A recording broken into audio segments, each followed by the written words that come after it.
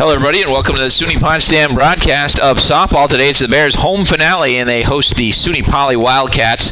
And we'll run through the lineups here shortly. Hoping the rain holds off. I think we should be okay, even though it might get a little damp during game one. The rain is going to pick up, I think, later, so hopefully we can get the second one in.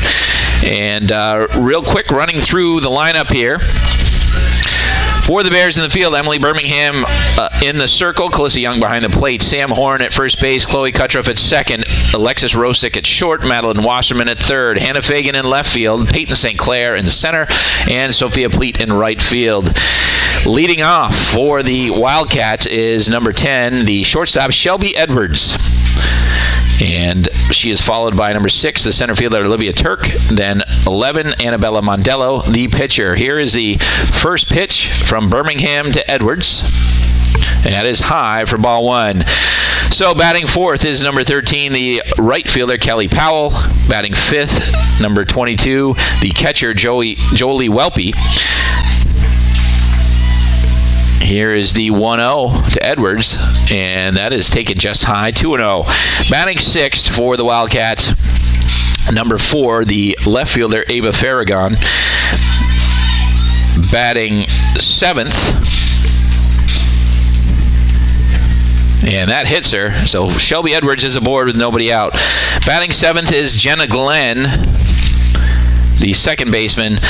Batting eighth, number 20, is Taylor Scranton, the designated player. Batting ninth is Caitlin Adams, the first baseman. And the flex is Sarah Edwards. She is playing third base. So runner aboard here via hit by a pitch. It's Shelby Higgs. And that's taken for a ball. So Shelby Higgs led off, was hit by a pitch, and here's Olivia Turk with nobody out and a runner at first. The 1-0 from Birmingham. That is high and deep, but underneath it is St. Clair. She makes the grab, and that's the first out of the contest.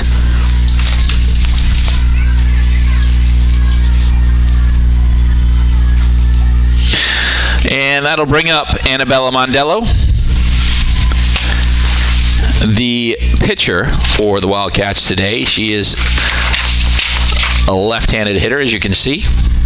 She's batting .295 coming in. That's going to skip to the backstop, and Higgs will move down to second on the wild pitch. And to third, the throw is not in time, so she's going to move 2 bases on that wild pitch.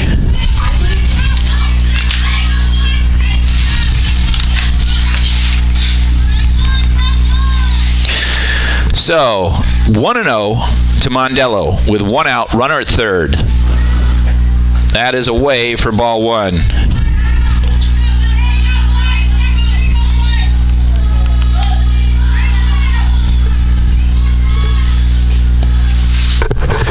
Here's the 2-0. And that catches the outside corner. Ball and 2 balls and a strike now.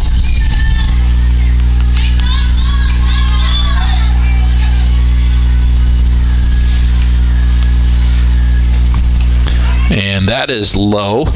Count 3-1 now.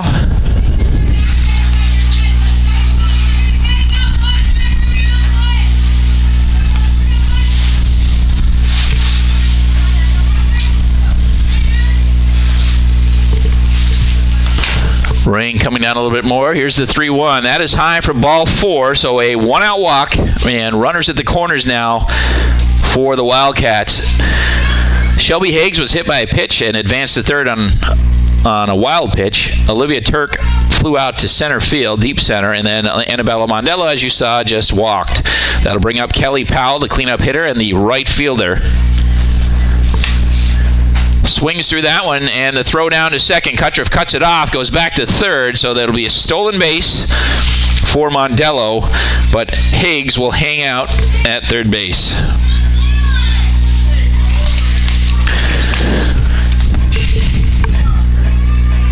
So Powell batting .337 this year, and here's the 0-1. And that's taken on the outside corner, 0-2 now. Birmingham in a jam, looking to pitch your way out of it. We've seen a lot of pitching under stress by both Bears pitchers down the stretch here, and they've done a pretty good job, all things considered. That is laced into right field over Pleat's head. That's going to score 2, and Powell will head to third with a triple. A 2-run triple for Kelly Powell.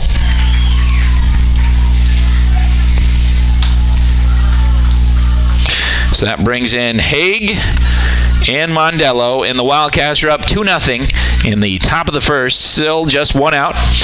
Here is Jolie Welpe, the catcher.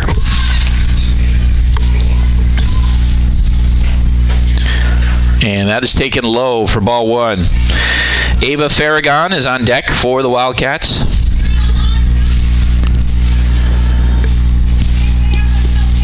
Here's the 1-0.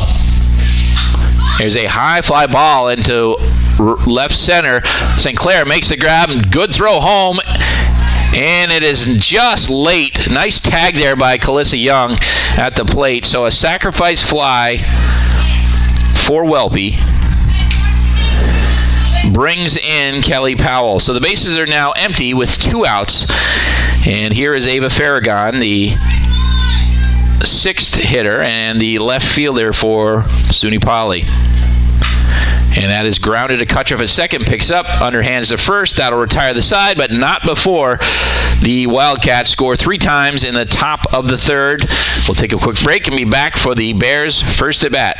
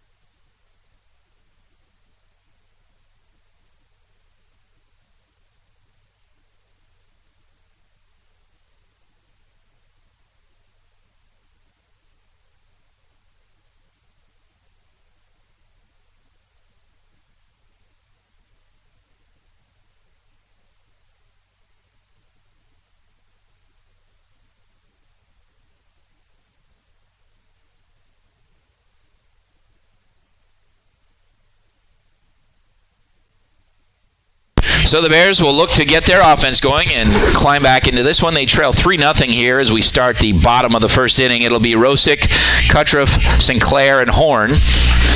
The meat of the order for Potsdam. So Rosick enters today hitting .391. Alexis Rosick. She leads the Bears in hits with 43 in this season. She's got 16 RBIs, 2 doubles, 3 triples, and a homer. That's my bad. She's number 2. She's 2, yeah. She's number 2. That's my bad. I wrote down her position and not her number. So that is fouled back for strike 1. You should know better. I just read the Mondello is set, the 0-1, and that is just off the plate. Okay.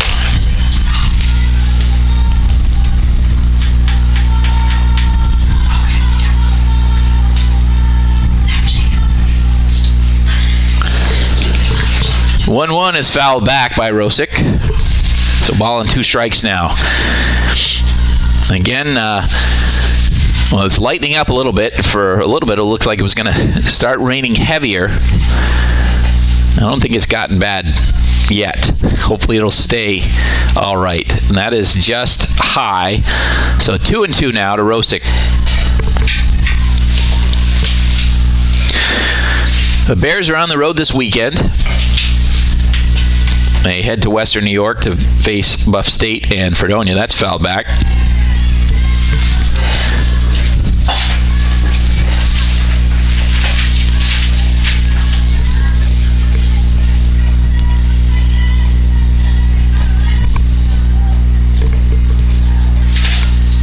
Here's a 2-2. And that's kind of popped up, picked up. Actually, is going to fall in front of Mondello. And that kind of dropped funny. Mondello had to charge in, so that's going to be a base hit there for Rosick. Number 3, Chloe Kutra.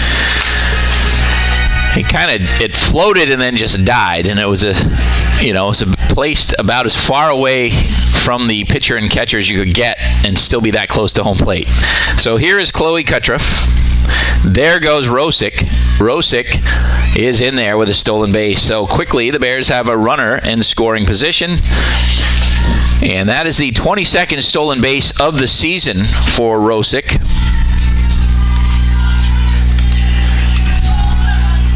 We'll check and see how that is historically.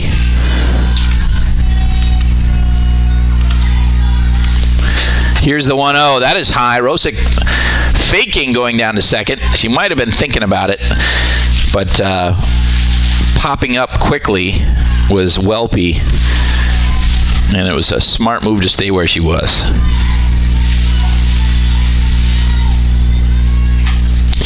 And that's bunted foul, so 2 balls and a strike.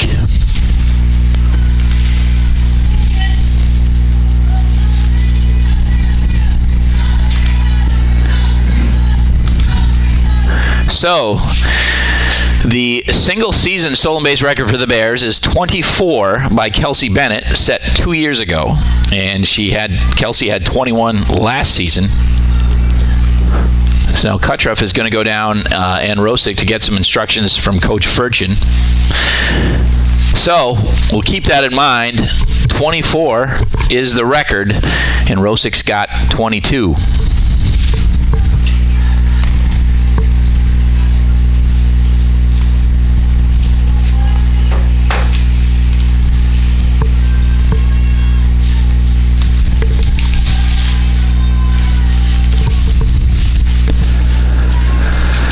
So 2-1 to Chloe Kutroff. Mondello rocks and fires. He drops that one down. That is also fouled away, and that's a tough one. Mondello's got a good fastball, and Kutroff is kind of getting above it, and that's what happened on 2 bunt attempts. So she's probably going to be swinging away here.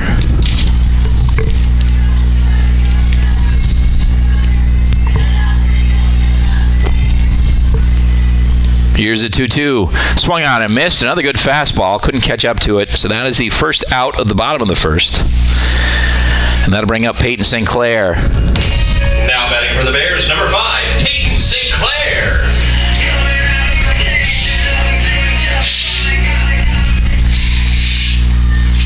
So St. Clair leading the Bears with a .416 average. And that's taken outside for ball 1.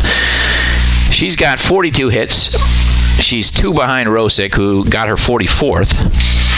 8 doubles, 1 triple, and 6 homers. And that's taken for a strike. So ball and a strike now to St. Clair.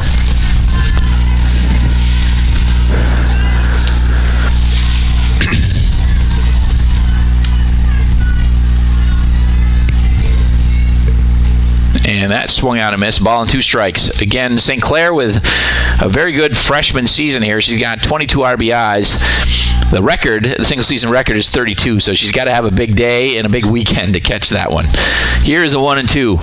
That is fouled back. Rosick with a good jump there. And we'll be giving you some updates from the Bears men's lacrosse playoff game. They're in the semifinals at Oneonta, and we're just 2.5 minutes in, and it is 1-1. Bears and Red Dragons. Braden Goddard getting the Bears on the board early. But here, that is a high ball 2 to Peyton St. Clair.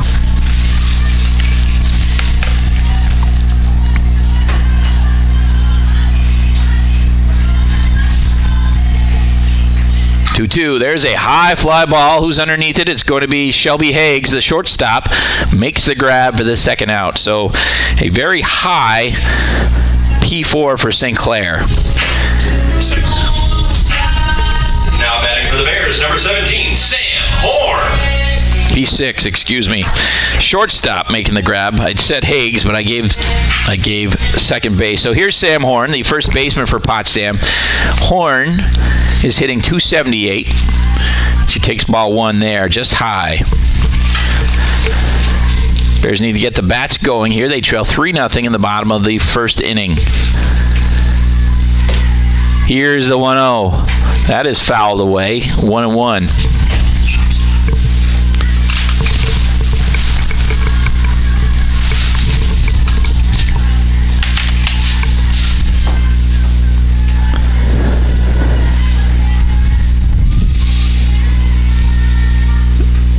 The 1-1 is taken for a strike on the outside corner, so ball and 2 strikes now.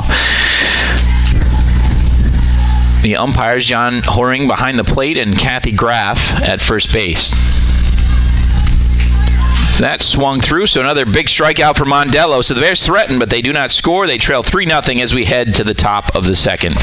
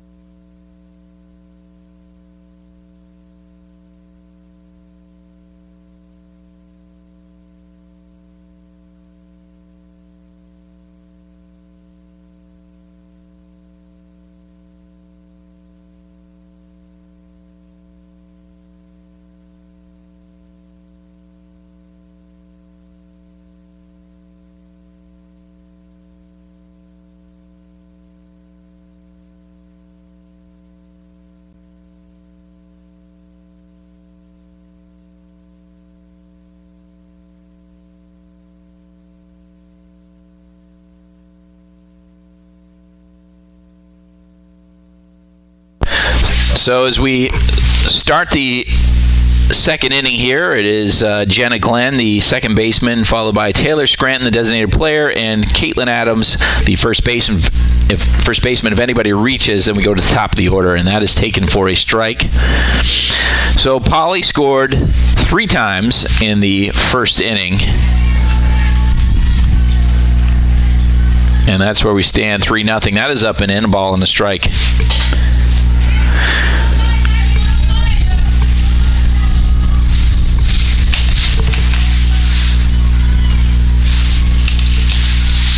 Here's the 1-1, and that is popped up to second, so a P4 there. Chloe Kutroff taking care of it. So here is Taylor Scranton, the designated player.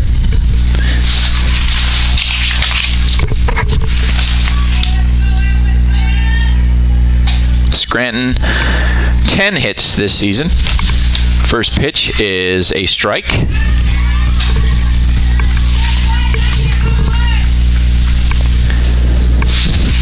Both teams coming in today with identical 13-21 records. Here's the 0-1. That is low and away. A ball and a strike now.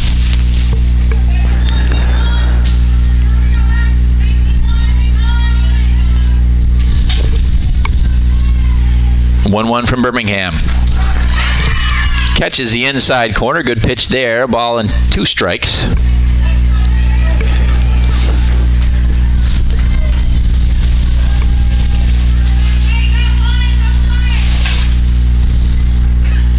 And that's outside, 2-2.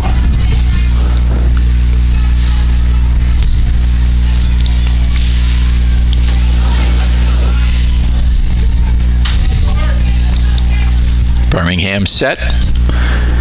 Swung out and missed. That's her first strikeout. 2 up, 2 down here in the top of the second, and that brings up the 9th hitter, Caitlin Adams, the first baseman.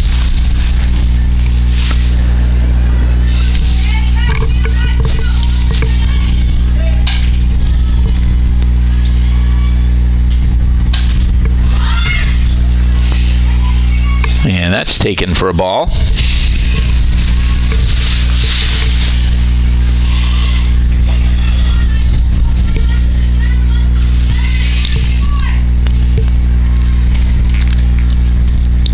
Here's a 1-0.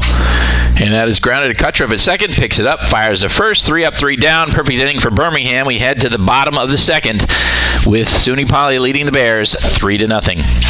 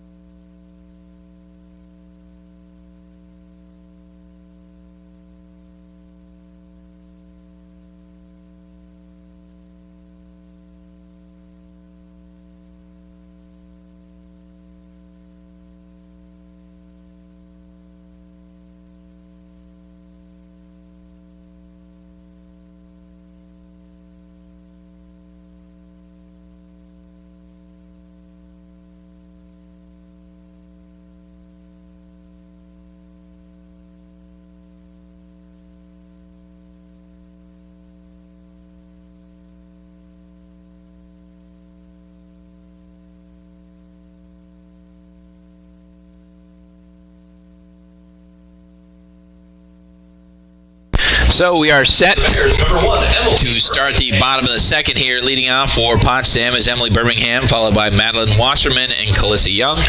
Bears try to get the bats going here. Down 3-0. Mondello is checking. Now she's set. First pitch is low for ball 1. Score update from the men's lacrosse game. Bears lead 2-1 at Oneonta with just under 7 to go in the first quarter. Here's the 1-0. That is taken on the inside corner for strike 1.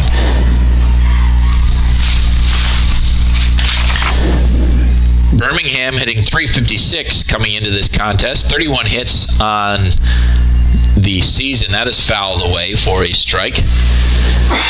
6 doubles and a homer. She's got 17 RBIs. She is third on the team.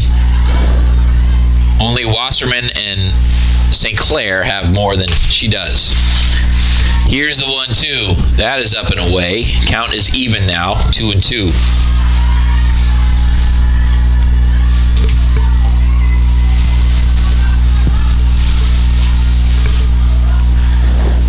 From Mondello. There's a high fly ball that'll be well out of play over the Bears' dugout.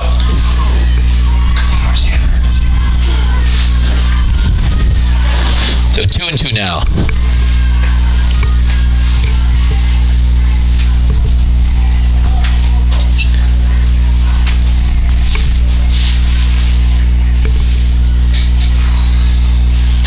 That is fouled back as well, and that'll go over the Wildcats dugout.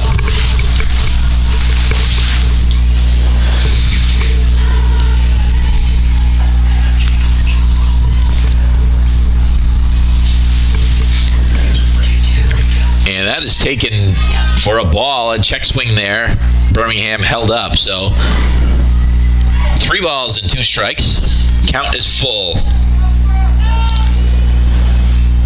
And the first base umpire, Kathy Graff, confirms no swing from Birmingham. Here's the 3-2. And that is taken on the inside corner for a big strikeout there for Mondello. She struck out 3 now, the last 2 Bears. Now batting for the Bears, number 15, Madeline Wasserman. So here is Potsdam's third baseman, Madeline Wasserman. As I said, 19 RBIs, the second most on the team for the Bears' third baseman. And she comes into today batting .288, 23 hits on the year. She fouls that one back for strike 1.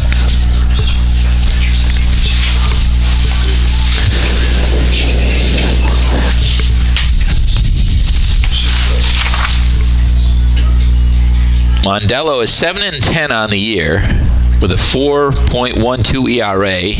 She struck out 132 though. That is fouled away. Actually, that would be up to 135 now.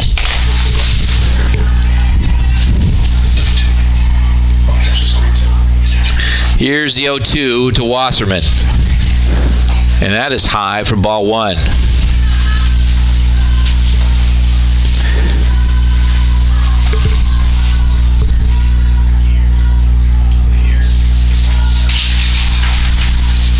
That swung on and missed. A high fastball there. So another strikeout by Mondello. That is her fourth and the third straight Bear she's got. Alyssa Young. So Alyssa Young, the Bears catcher, will step in and try to break the streak.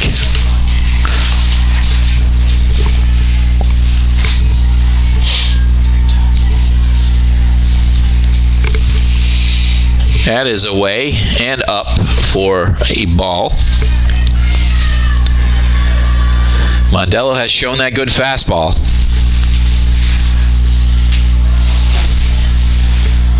The 1-0 swung on and missed. Another one right there.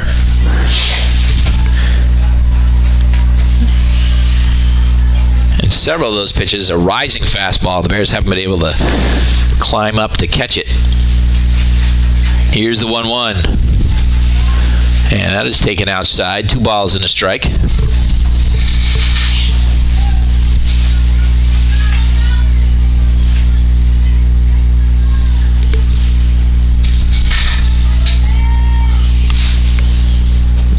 Swung on and missed. 2-2.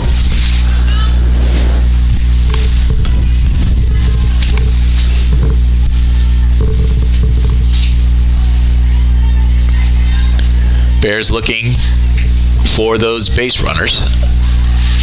And that one fouled back to the backstop. 2-2 now. Still 2-2.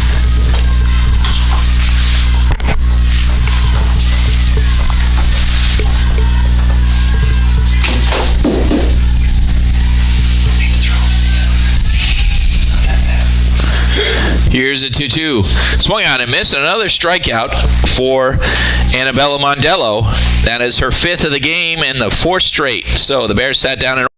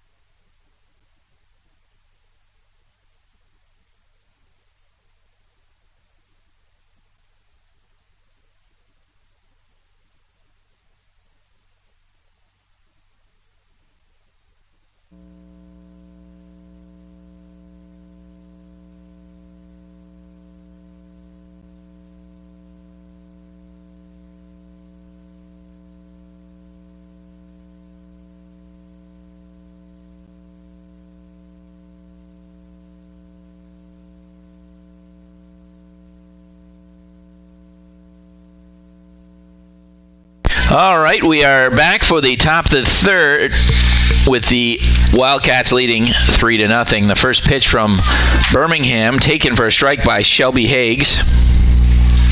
Shelby Higgs was hit by a pitch and scored in the first inning. She scored the first run of the game. Here's the 0-1. That is up and away. 1-1.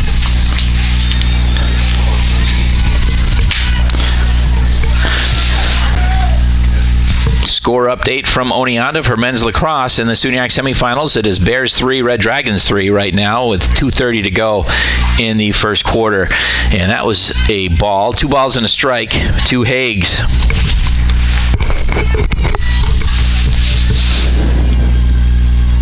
Two-1 from Birmingham is up and away. 3-1.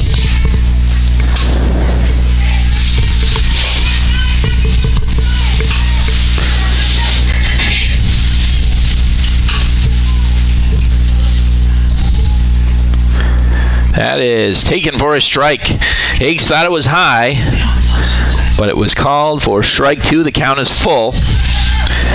Olivia Turk is on deck for SUNY Poly. 3-2 from Birmingham.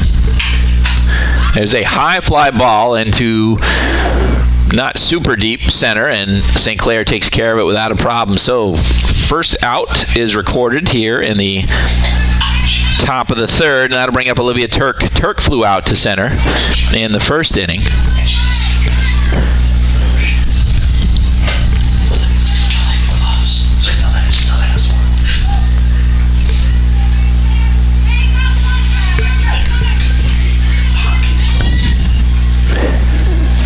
First pitch from Birmingham is taken on the outside corner for a strike. Good pitch there by Birmingham.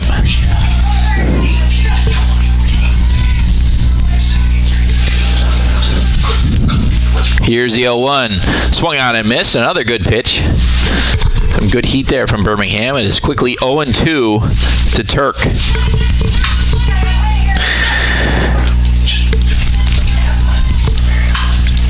The 0-2 is a high fly ball into right center field. Where's it going to go? And St. Clair takes charge, makes the grab for the second out of the inning.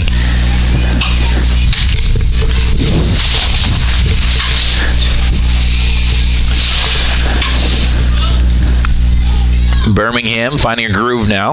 After a rough start, she has now retired 7 in a row. That is popped up into foul territory to go over the Bears dugout and out of play.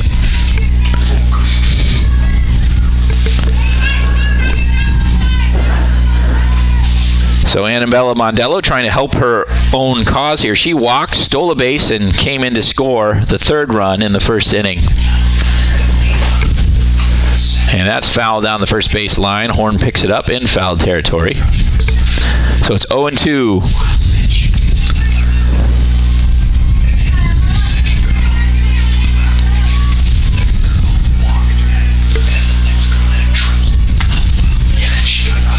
And that is high for a ball. 1-2.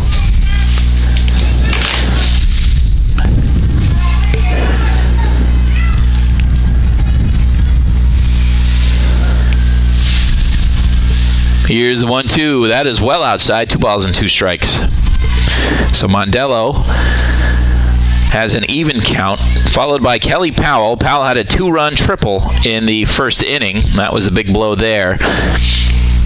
Here's the 2-2 to Mondello. There is a hard hit ball into right field. That's going to go back to the fence. Pleat is there, fires in, and Mondello's going to stand at second with a 2-out double.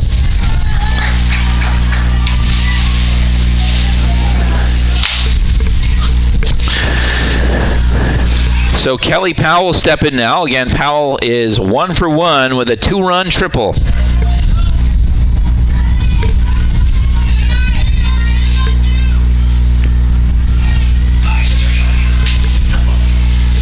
First pitch from Birmingham. That is looped into center. Back is St. Clair. She makes. Did she make the grab? Did she hang on? She did. What a grab by Peyton St. Clair. She had room, got back, and I was worried. I knew she made the grab. I didn't know if she held on to it. But she did. So the side retired. 1 hit, no runs, and 1 left. So we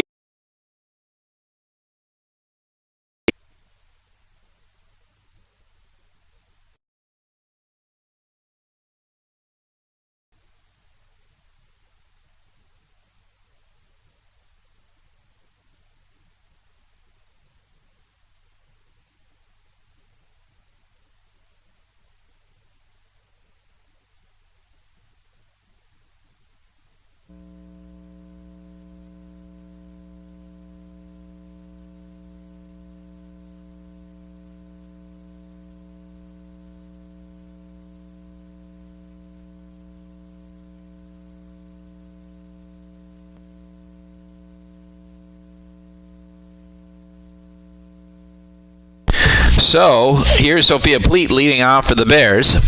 Mondello rocks and fires. That is fouled down the first base line. Almost took out Kaylee Dobransky, the first base coach.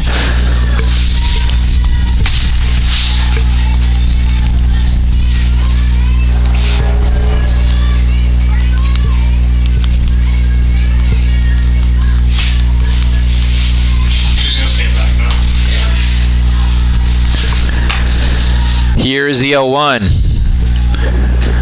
And that's taken outside. Ball and a strike. And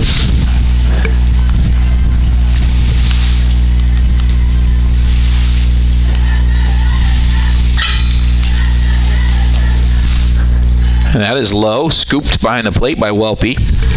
2 balls and a strike to Pleat.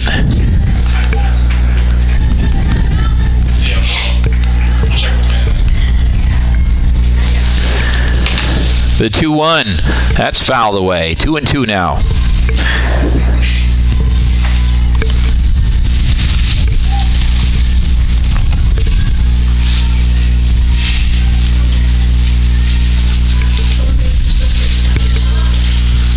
Two pitch, and that's chopped up the middle, but grabbed by Mondello. She fires the first, and that's the first out of the inning.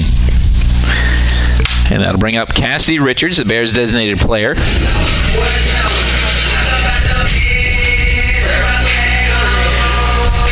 batting for the Bears, number 21, Cassidy Richards.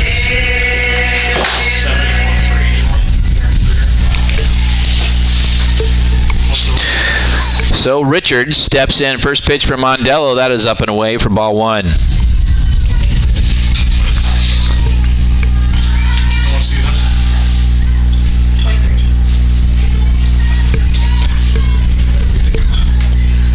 Here's the 1-0. That is up and in for ball 2. Bears got the first runner of the contest on, Alexis Rosick, with an infield single. And then Potsdam has been retired in order ever since. Here's the 2-0. That is low for ball 3. So Richards trying to get aboard here with 1 out. It'll be Rosick on deck for Potsdam.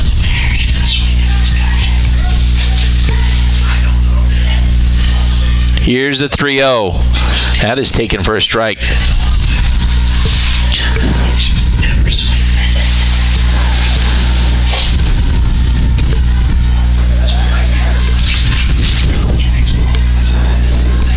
And that's chopped foul. So 3-2 now.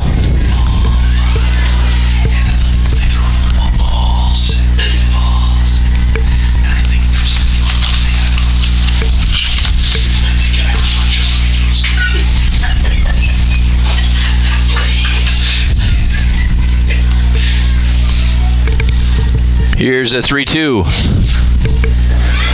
And that's ball 4. So the Bears have a 1-out base runner, Cassidy Richards, and that'll bring up Alexis Rosick. Now batting for the Bears, number 2, Alexis Rosick.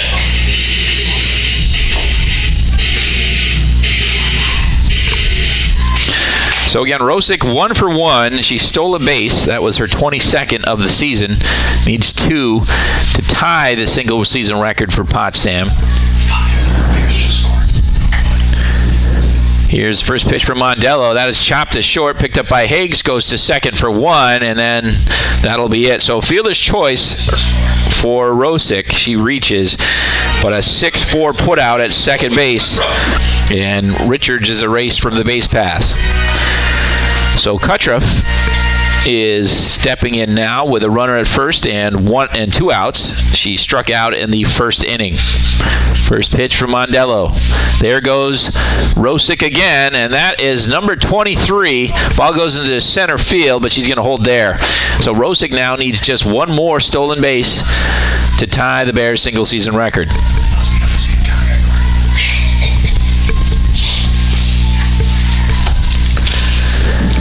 She's just about automatic. She is now 23 for 24 in stolen base attempts this season. Here's the 0-1. That is up and in for ball 1. Peyton St. Clair on deck. If Kutroff can get aboard.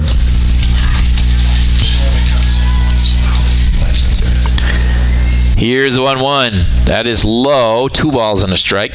Score update from the SUNY men's lacrosse semifinals. Potsdam 5, Oneonta 5. 12:32 to go in the second quarter. But here it is a 3-0 SUNY Poly lead in the bottom of the third. That is taken for a strike. 3 balls and a strike now to Kutroff.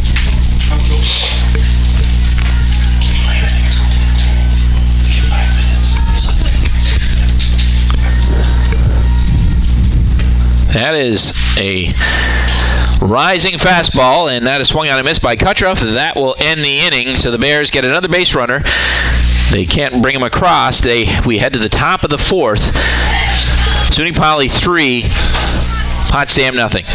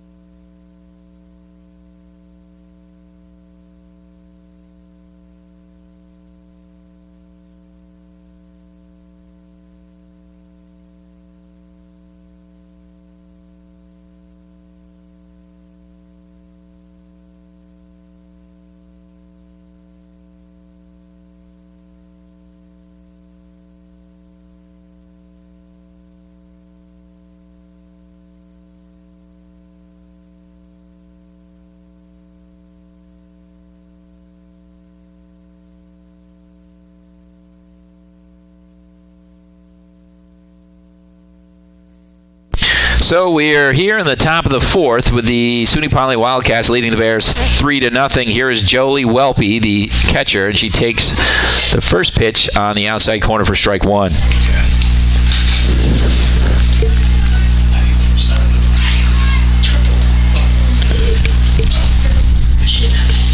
Here's the 0-1. That is popped up out of play, back towards the backstop into the netting. So 0-2.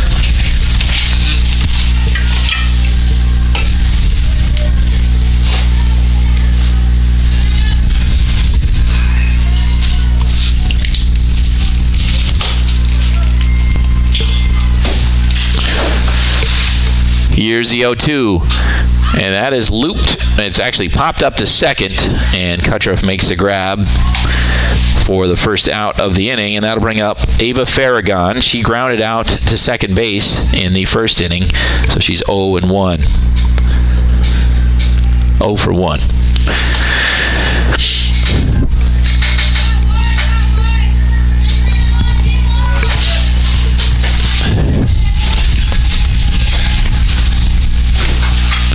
And that is line to second softly, but a 4-3 put out there. 2 up, 2 down here in the top of the fourth inning. That'll bring up Jenna Glenn. She is 0 for 1, popped up to second base in the second inning.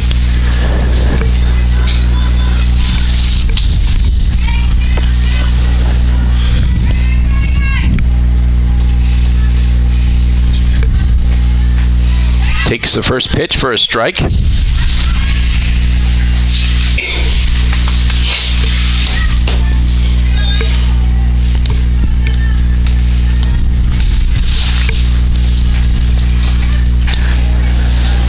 And that is outside, a ball and a strike now.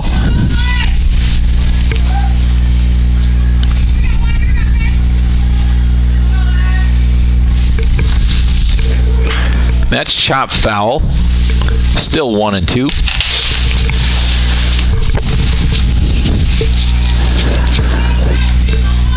Looking into some of those stats, we're talking about Alexis Rosick. She only had 7 stolen bases last year, so she's up to 30 for her career, which would place her 4th all time. Here's the 1-2. That is high. 2-2.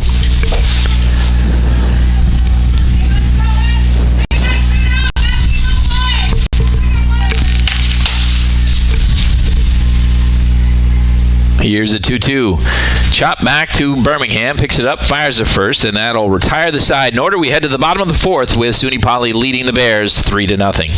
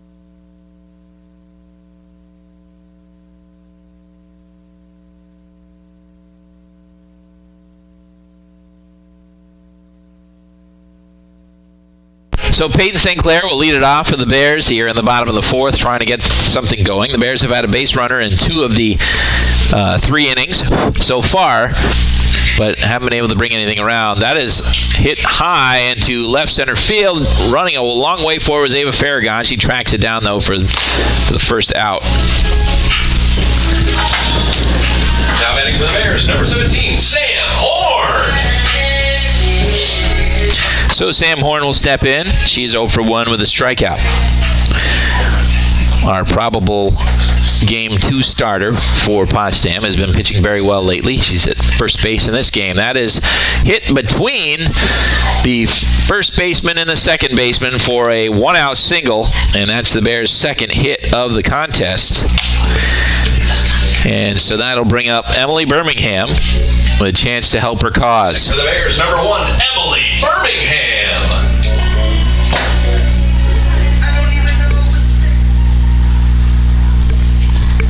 Mondello set, and she delivers, and that is looped into right field, but it hangs up there for Kelly Powell.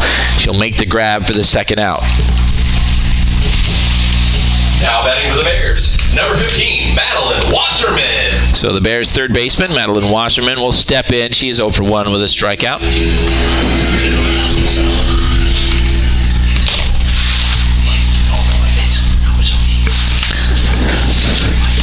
First pitch is up and away for ball 1.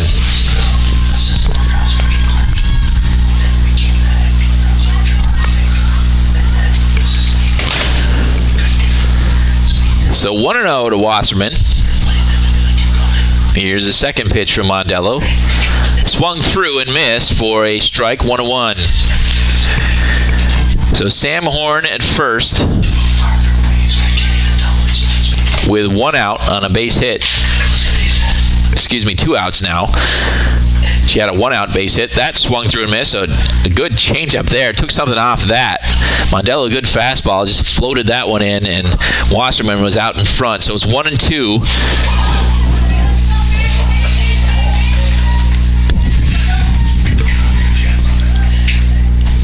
And that just outside, so 2 balls and 2 strikes. If Wasserman can get aboard, that'll bring up Calissa Young. 2-2 to Madeline Wasserman. 2 outs. Sam Horn on first. Swings through that one, and another strikeout for Mondello. That is her 6th of the contest. So we head to the top of the 5th with SUNY Poly leading 3-0.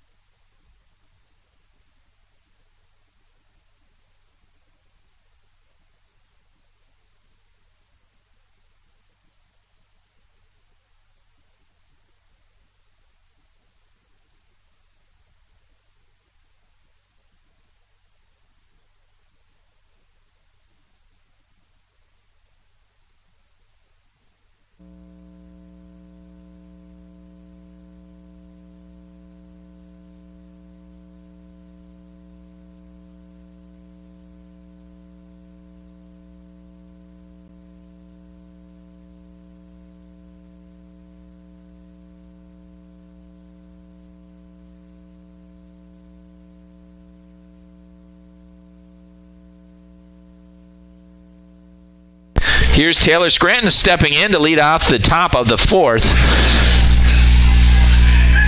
Actually, top of the 5th, excuse me, and that is taken high for ball 1.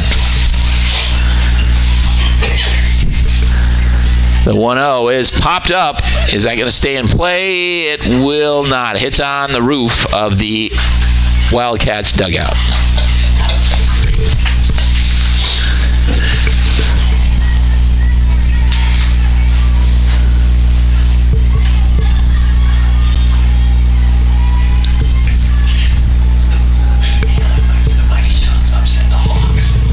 Here's the 1-1 to Scranton. And that is lined to short, and a nice grab there by Alexis Rosick. Dropped down for it, kept it from hitting the ground. So 1 up, 1 down here in the top of the 5th. Caitlin Adams, now the 9th hitter in the order, is 0 for 1, grounded out to second base in the 2nd inning. First pitch there, she drops a bunt down, but is fouled.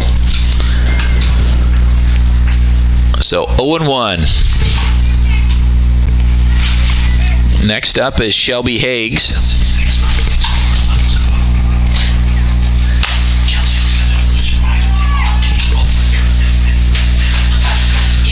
Here's the 0-1.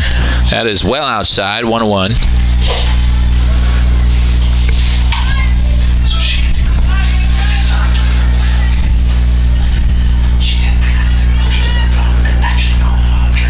Here's the 1-1. That is fouled away.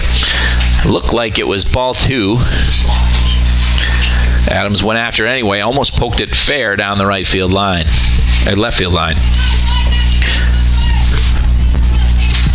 Another score update from the men's lacrosse SUNYAC semifinal. It is Potsdam 6, Oneonta 6, with 3:09 to go in the first half. Here's the 1-2 pitch. That is high. So 2-2 to Caitlin Adams. SUNY Poly scored all 3 of their runs in the top of the first. 2 came in on a two-run triple by Kelly Powell, and then Welpe knocked in the other with a sacrifice fly, and that's where we stand. That is popped up. Is it going to stay in play? Young chases it, got turned around, and that's going to fall foul. I thought it was going to go over the fence there, and I think Young thought it might have as well. I'm not sure if we got much wind out there or she just lost track of it. So it's 2-2 to Caitlin Adams. With 1 out here in the top of the 5th. Birmingham delivers, and that's fouled back. Still 2-2.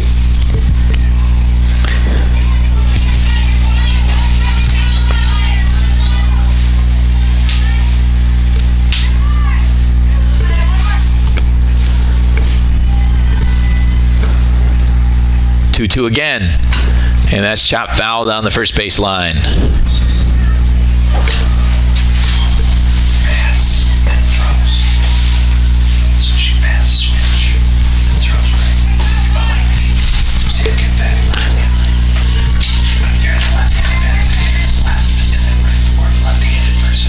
So far the rain's held off pretty well. Here's a 2-2.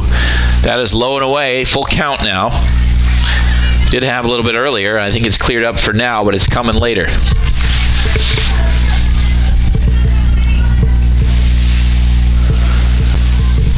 (3-2) to Adams, and that is lined. Foul. A late call there. That was very close, but a foul ball, and the count remains full.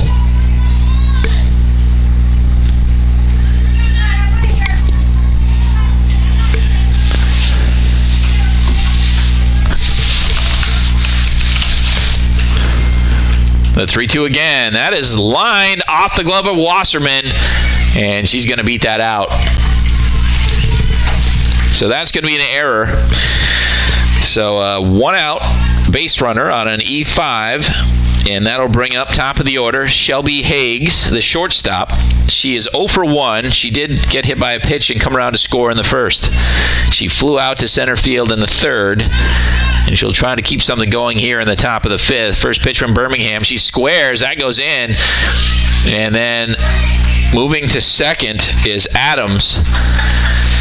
From this angle, couldn't tell. It hit something. I guess it must have been the glove of Calissa Young. I wasn't sure if it might have hit. If it might have hit the batter, but it did not. So here's the 0-1. Is a high fly ball, and that is caught by Peyton Sinclair. More solid defense out there by the Bears freshman center fielder.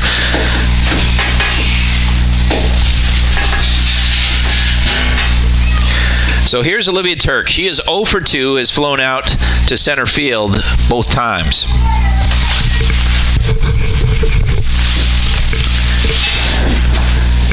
Two outs, runner at second. That is inside for ball 1.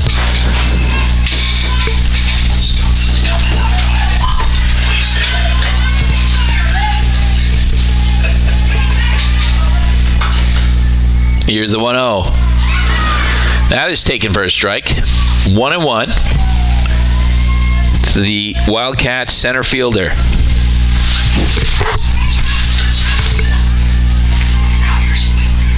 Here's the 1-1. That is up and in. And I believe that hit Turk, and so the runner Adams will go back. It did. So there's another base runner. Second batter hit today by Birmingham.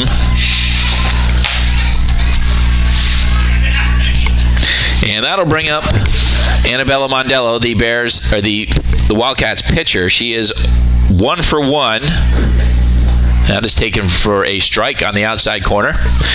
She's 1 for 1 with a double in the third. She also walked in the first, stole a base, and came around to score.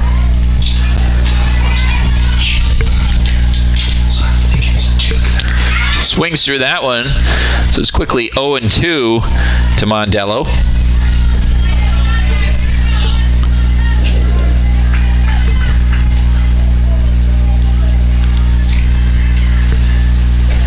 That is high, a ball and 2 strikes.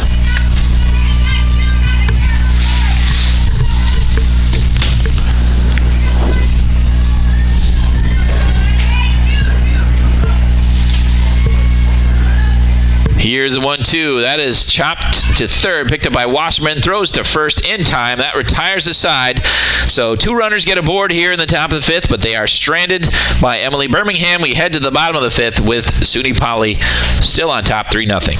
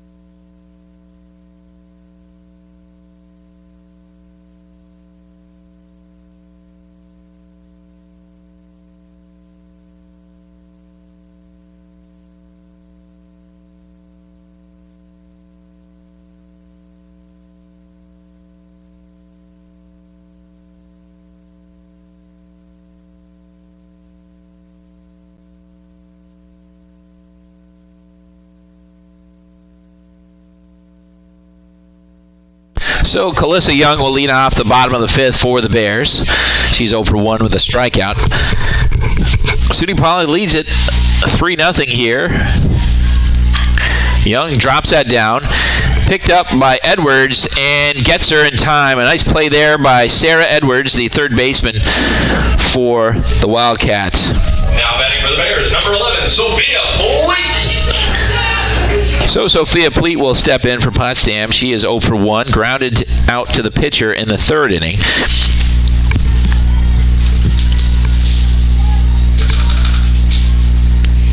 And that is taken for a strike. Just 2 hits apiece here, but SUNY Poly got a timely 2-run triple in the top of the 1st. That's fouled away by Pleat. 0-2.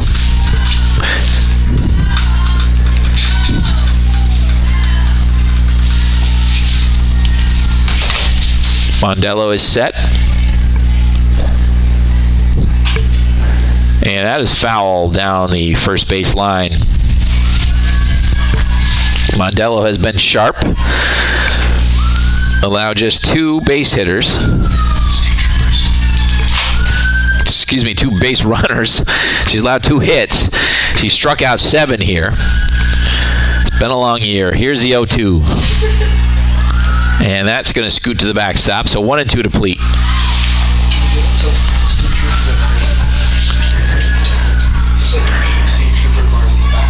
And we have some sirens going on here you may hear, but there is some law enforcement academy, police academy training, and they're working on their driving in the parking lot next to us. There's a high fly ball by Pleat. That's going to hang up there. No, it's going to fall in between Farragon and Turk, and we're going to have a double for Sophia Pleat with one out. Now batting for the Bears, number 21, Cassidy Richards. So runner in scoring position for Potsdam, the second one they've had. Bears need to get the bats going here. Cassidy Richards walked in the third inning, so she doesn't have an official at bat yet.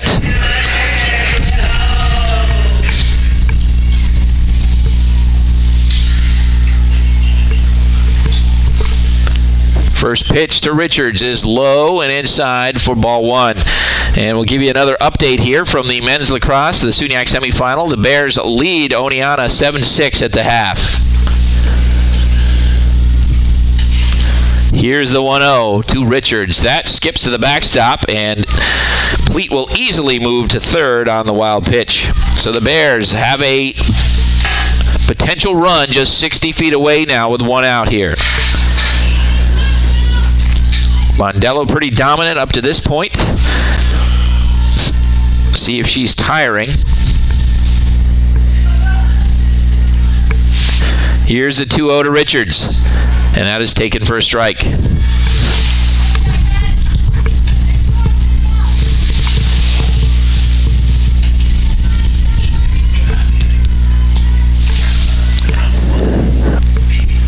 Here's the 2-1. That is taken. Count even now. So Mondello has dug herself out of a 2-0 hole. Still got to deal with a runner at third and one out here in the bottom of the fifth. That swung on and missed. Another good fastball from Mondello. She recovers to get her 8th strikeout of the contest. And now Alexis Rosick will step in. Rosick is 0 for 1, or she's 1 for 2, and she's got 2 stolen bases. And that is taken low and away, ball one.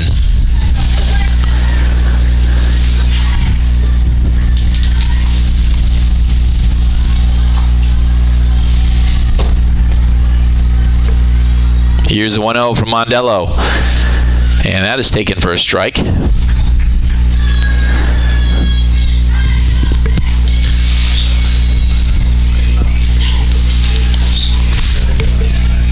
Here's the 1-1. That is low. Good scoop there by Welpe. That got away. That gives Pleat a chance to come in. Smothered it pretty quick in the dirt. So it is 2-1 to Rosick. 2 outs here. Runner at third for the Bears. They trail 3-0, bottom of the fifth. Chopped to short. Picked up there by Higgs. Fires to first. Nice stretch by Caitlin Adams, and that's going to retire the side.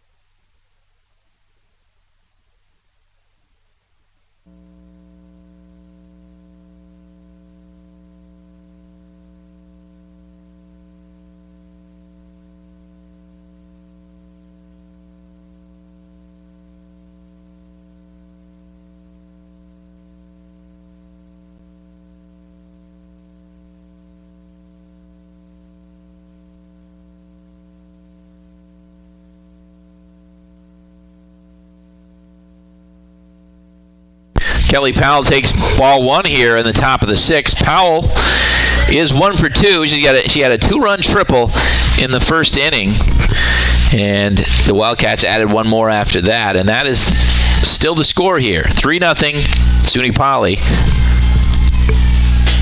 Here's 1-0 from Birmingham. That is low and in the dirt. 2-0. That one backhanded nicely by Calissa Young. And now Young asking for timeout. She's going to go speak with Coach Furchin. Actually, I guess maybe an issue with the strap on her padding on the chest protector. But she is set now. So it is 2-0 to Kelly Powell here in the top of the 6th. Birmingham is set. That is high, 3-0. Jolie Welpe is on deck for the Wildcats. Here's the 3-0. That is popped up. Is going to stay in play. It will. Nice hustle there by Calissa Young. I thought that was going to go out of play again. She snagged it right before the fence. And so a pop out to the catcher.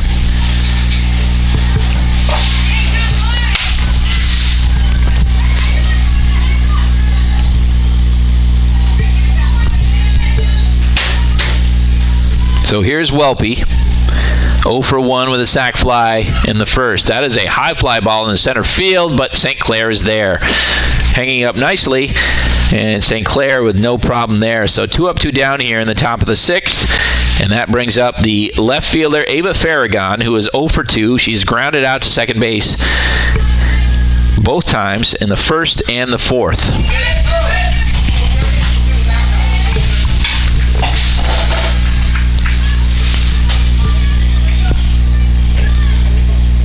And takes that first one low and inside, 1-0. If she gets aboard, it would be Jenna Glenn next.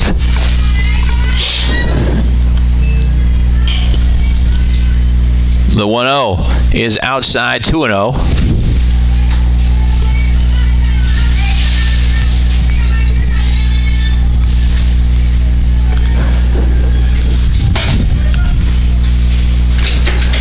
Up and in.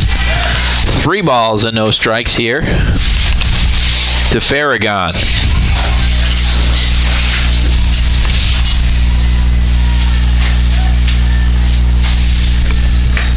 And that is low for ball 4, and a 2-out walk here for Ava Farragon. So Jenna Glenn will step in. She's 0 for 2. She popped up to second base in the second inning, and she grounded out to Birmingham in the fourth.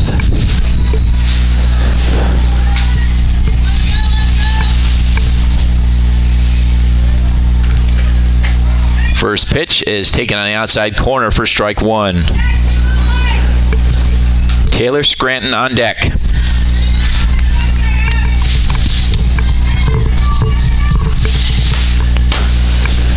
The 0-1 is fouled down the first base line and out of play. It's 0-2 now to Glenn.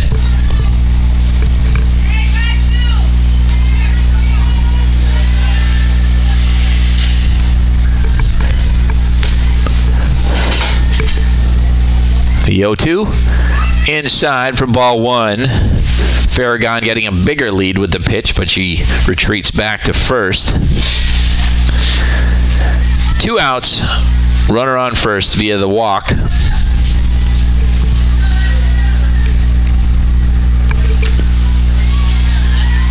Here's the 1-2. That hits her, and that's the third hit batter of the day. And that's going to put runners at first and second with 2 outs. So Taylor Scranton is 0 for 2. She struck out in the second, and she lined out to Rosick at short in the 5th.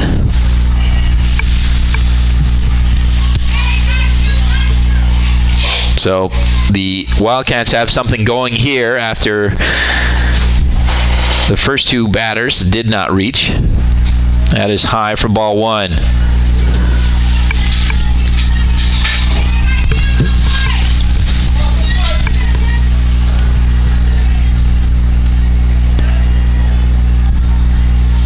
Here's the 1-0. That is high, 2 balls and no strikes.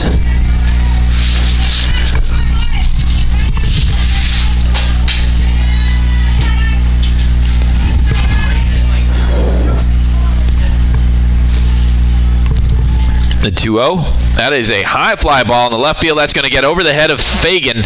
One run's going to score.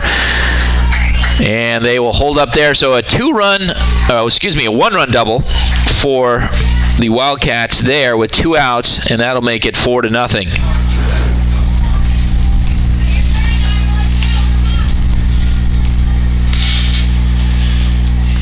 So runners at second and third with 2 outs, and that'll bring up Caitlin Adams. And a change on the ruling for her last at bat. Originally scored an error, changed to a single, so she's 1 for 2. And that is lined to Madeline Wasserman. That retires the side, but not before the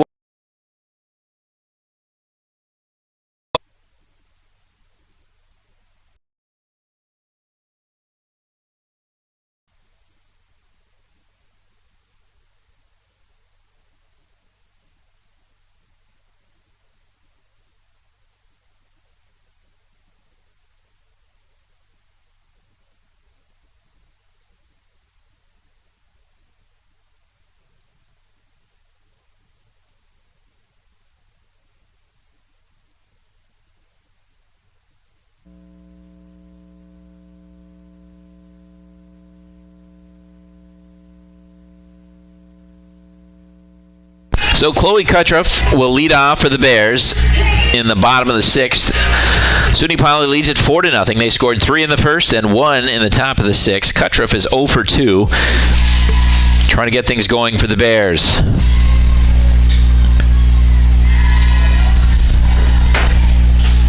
That swung out and missed for strike 1. SUNY Poly 4 runs on 4 hits, no errors, and SUNY Potsdam no runs on 3 hits, no errors. Here's the 0-1, is away, 1-1. Kutroff followed by St. Clair and Horn.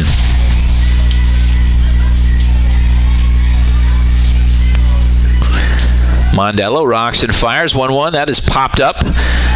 In center field, Turk is underneath it, makes the grab for the first out of the inning. And the rain has started to pick up here. And that'll send up Peyton St. Clair with one out here in the bottom of the 6th. She's 0 for 2, popped up to short and flew out to left field. And she takes strike 1.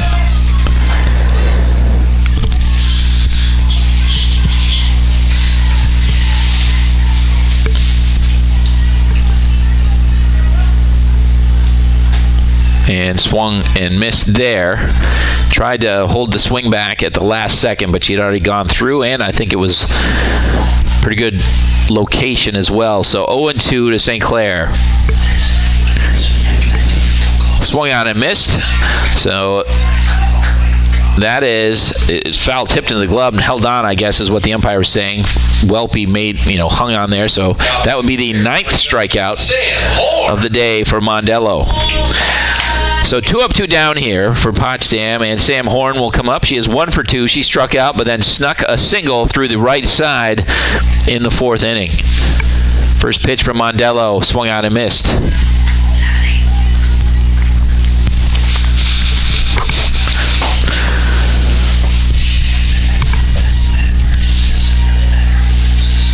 Here's the 0-1. Outside, 1-1. If Horn can reach, that would bring up Birmingham.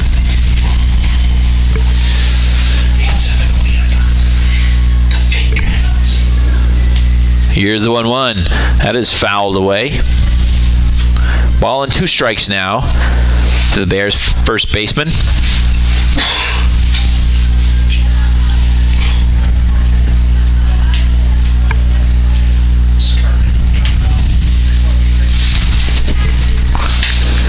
Here's a 1-2, and that is looped into center. It'll hang up there, though, and Turk makes the grab. So a 1-2-3 inning for Annabella Mondello in the bottom of the 6th. We head to the top of the 7th with SUNY Poly leading 4-0.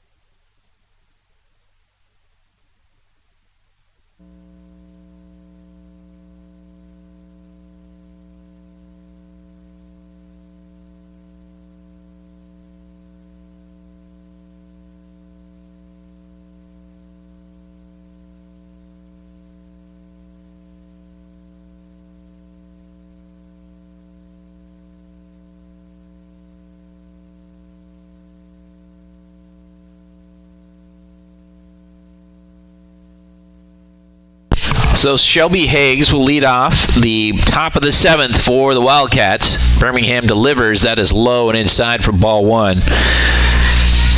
Higgs is 0 for 2 and was hit by a pitch and scored in the first. Score update from the men's lacrosse SUNYAC semifinal at Oneonta. Bears 8, Red Dragons 8. And that is taken for a strike by Higgs.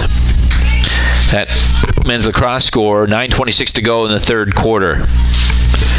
Tight one there, as we expected. Relatively tight here, 1-0, or excuse me, 1-1, and that is taken low. 2 balls and 1 strike.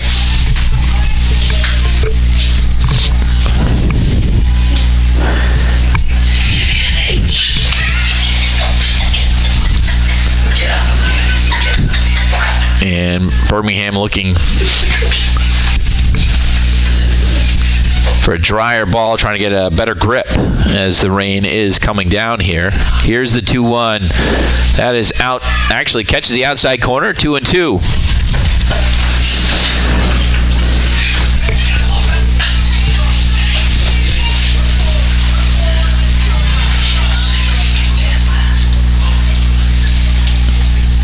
Here's the 2-2. And that is in the dirt. 3 balls and 2 strikes.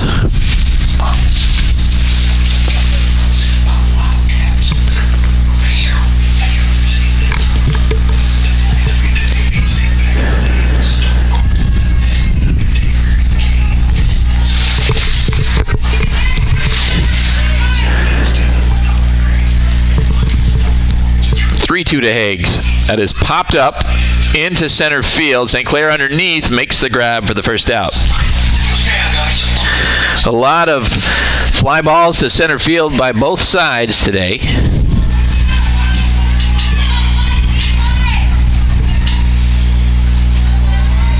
I think that's a 7th put out, 8th put out for St. Clair.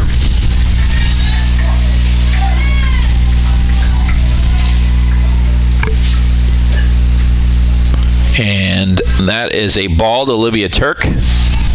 Just missed.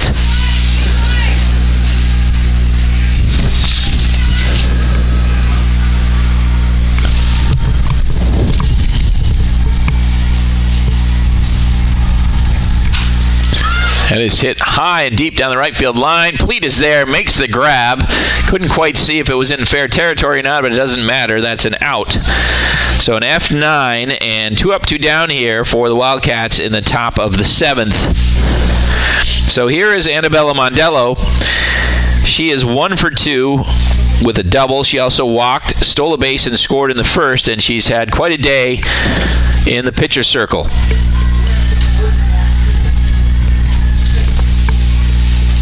First pitch to Mondello is outside, 1-0.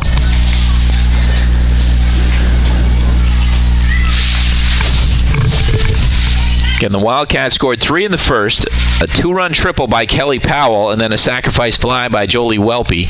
That is low, so 2 balls and no strikes to Mondello. And then an RBI double by Taylor Scranton in the top of the 6th, and that's all the scoring we've had.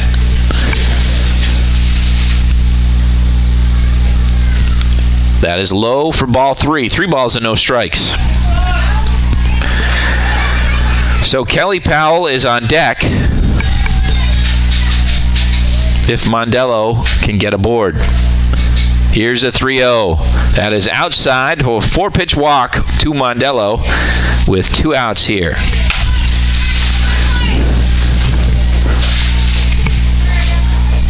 So again, Powell had a big 2-run triple in the first.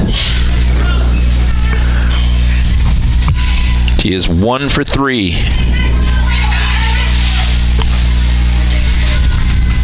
First pitch from Birmingham. That is low for ball 1. There goes a delayed attempt, and they're going to throw out Mondello. That was in the dirt. She took off after, but then a good throw by Calissa Young. She didn't slide. I don't know if she thought she had it or she didn't feel comfortable, but they got her at second, and that retires the side. We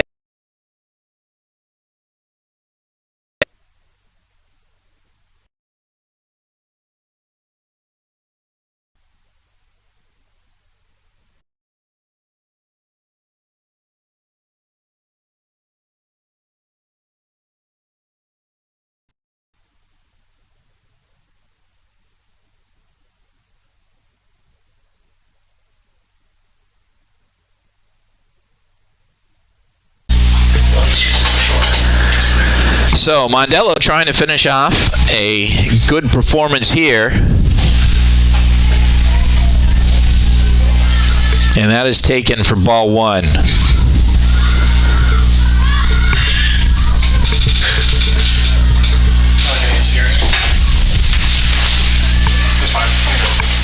And that is grounded back to Mondello, and she throws the first to retire Birmingham. So 1 up, 1 down here in the bottom of the third.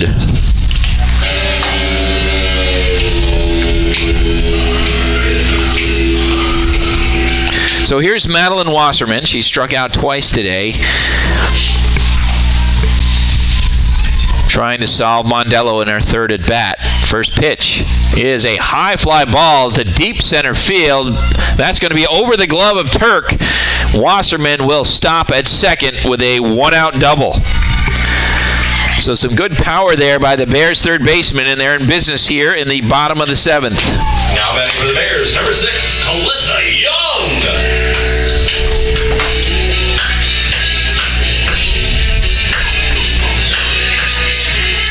So here's the Bears catcher, Calissa Young. She's 0 for 2. She struck out in the second and grounded out to third in the fifth.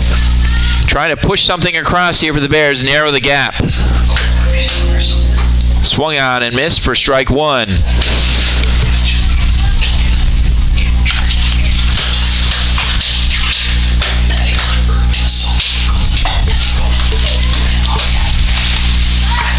And bunted down the third base line smartly. The third baseman, Sarah Edwards, let it go foul.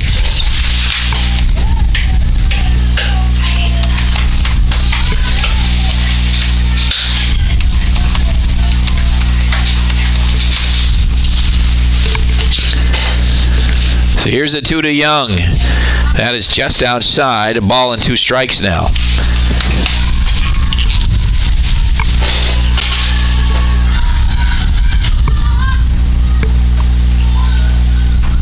That is high. 2 balls and 2 strikes.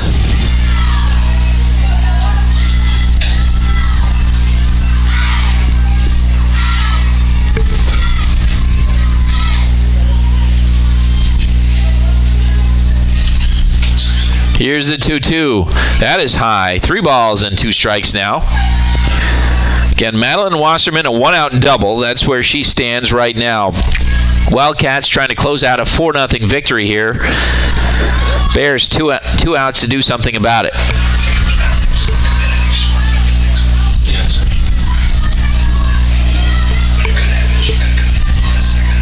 Here's the 3-2. That is up and away. A 1-out walk for Calissa Young, and the Bears have 2 runners aboard here in the bottom of the 7th. Now batting for the Bears, number 11, Sophia Pleat. So the Bears right fielder, Sophia Pleat, will step in. Again, runners are first and second with 1 out. Pleat is 1 for 2 on the day. She doubled in the 5th.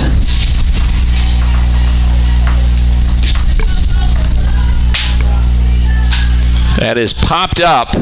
Underneath it is Adams. She makes the grab for the 2nd out.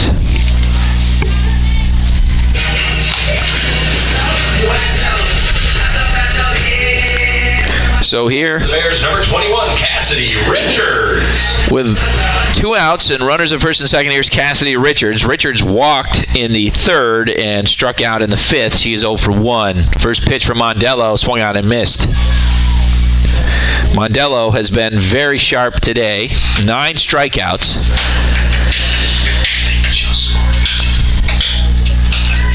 Here's the 0-1.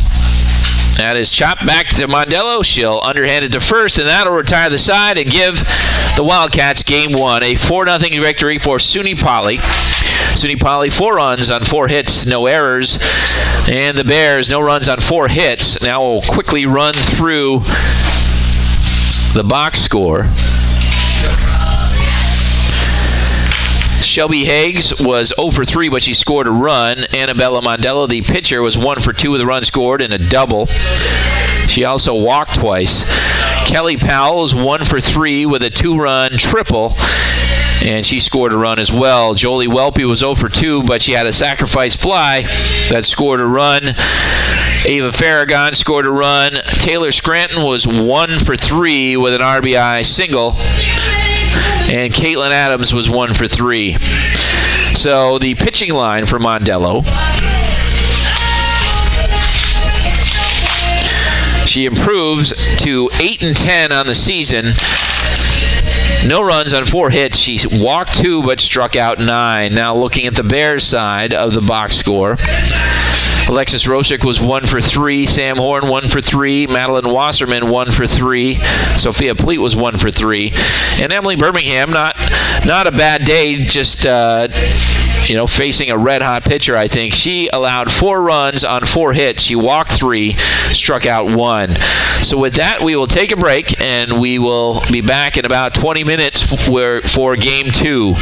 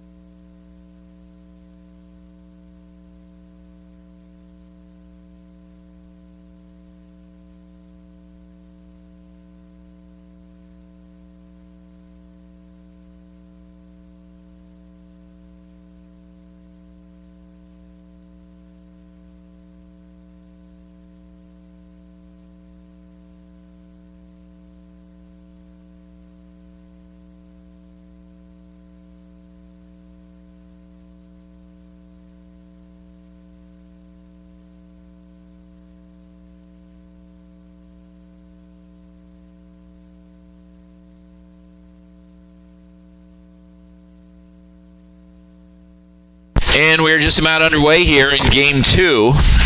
Sam Horn on the mound for the Bears, in the circle actually. Calissa Young behind the plate. And the first pitch to Ava Farragon, who's leading off Game 2 for the Wildcats, takes ball one high. So Cadence Cronin at first, Chloe Kutroff at second, Alexis Rosick at short, and Madeline Wasserman at third. There's the 1-0. That is high. 2 balls and no strikes now. Sophia Pleat in left, Peyton St. Clair in center, and Lily Gray in right field. So Farragon will lead off this game, as I said. Shelby Higgs, who led off last game, will bat second. And that is high. 3 balls and no strikes. And batting third is Annabella Mondello, who is going to start Game 2 as well. There's a strike, 3 balls and a strike. So Mondello already threw a 4-hit shutout in Game 1, and she's coming right back for Game 2. Batting fourth for the Wildcats is center fielder Olivia Turk. And that's taken for a strike. 3-2 now. So, batting fifth is right fielder Kelly Powell. Batting sixth is catcher Jolie Welpe. Batting seventh is designated player Reese Tucker. And there's a high fly ball in the left field. Sophia Pleat can't get there. It's going to get over her glove, and so Farragon's going to lead it off with a double here. And to finish the lineup, batting eighth and playing first base for the Wildcats, Caitlin Adams, and batting ninth is Sarah Edwards, the third baseman. The flex player is second baseman Marissa Jarvis. So here is Shelby Higgs with a runner at second and nobody out. And an update from the men's SUNY semifinal. The Bears are at Oneonta. It is 12-12 with 35 seconds to go. But here, still scoreless, and that is taken for ball one. The first pitch to Shelby Higgs, the shortstop.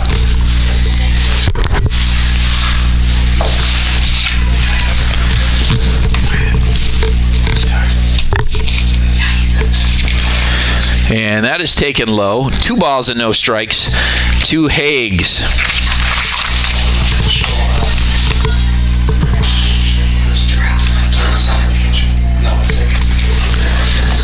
Here's the 2-0. And that is low. 3 balls and no strikes. Caught a good part of the plate. Must have been just low.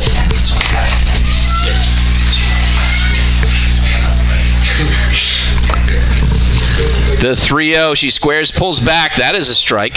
So 3-1 now to Higgs. She said a reminder on the COVID shows.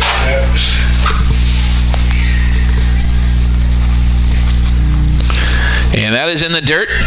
And the runner will go on the pitch. So we got runners in the corners now with nobody out here in the top of the first. And that'll bring up the Wildcats pitcher, Annabella Mondello. A chance to help herself real early here.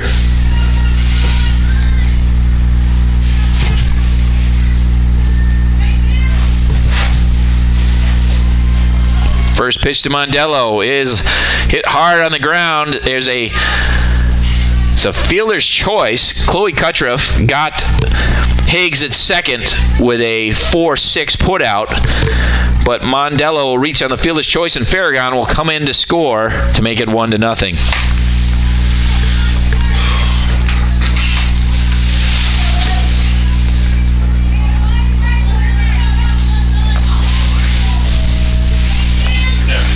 So there is 1 out with a runner at first, and here is Olivia Turk. She swings through the first pitch for a strike.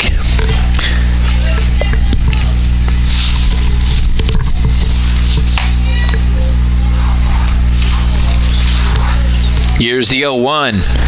That's chop foul. 0-2.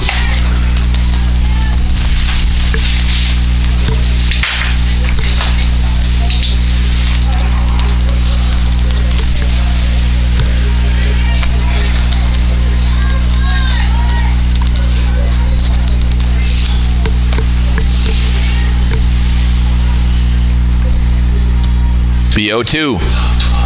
Lined up the middle for a base hit. And that'll move Mondello over to second. So Turk is aboard with a single. Runners are first and second now with one out for the Wildcats in the top of the first. They've already scored one run.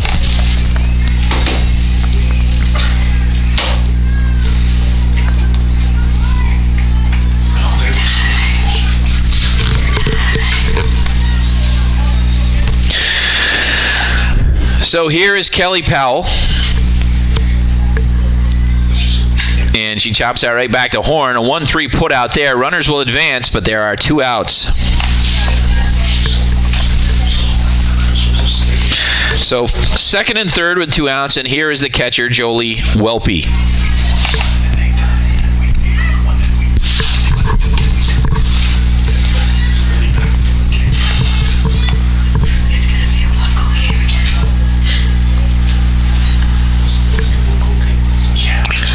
And that is taken for strike one. And a regulation is over at Oneonta in the SUNYAC men's semifinal. The Bears and Red Dragons are tied at 12. And now we go to sudden death overtime there. Here it's 1-0 Wildcats. That is lined down the third base line foul. So it is 0-2 to Welpe.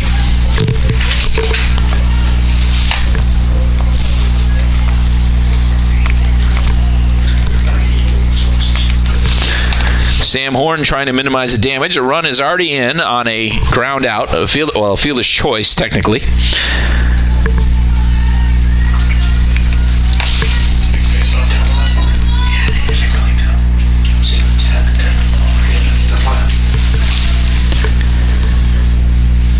Here's the 0-2. That is taken for ball one high.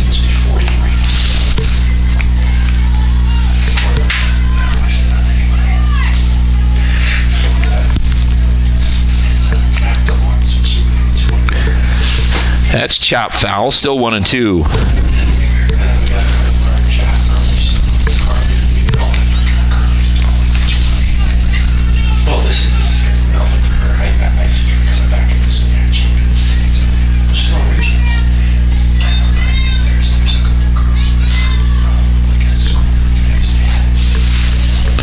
One, two again. There's a high fly ball to dead center field. That's going to be off the fence. Two more runs are going to score. So a two-out, two-run double for Jolie Welpe, and the Wildcats lead at 3-0. Just as they did in Game 1, SUNY Poly strikes for 3 runs in the top of the first of Game 2.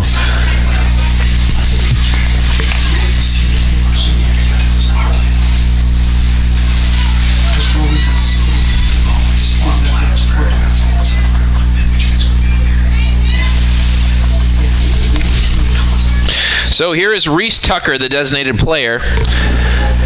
Did not play in Game 1, and she takes strike one.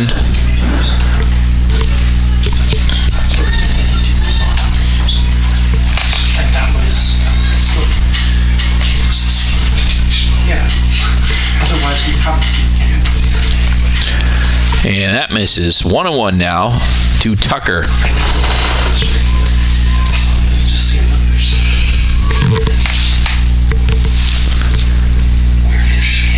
Here's the 1-1. Chop foul, 1-2.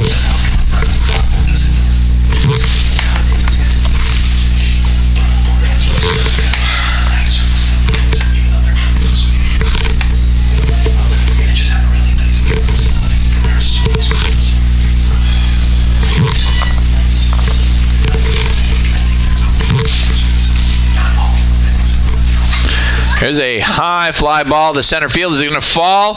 It will. So a single, an RBI single, and that will score Welpe from second. She was going with contact with 2 outs, and that makes it 4-0 SUNY Poly.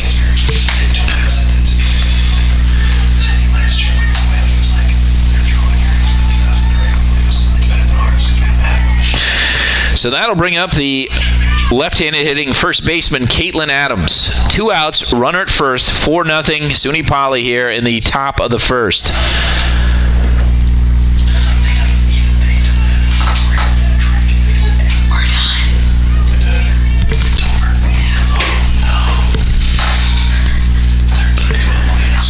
First pitch is fouled back for a strike.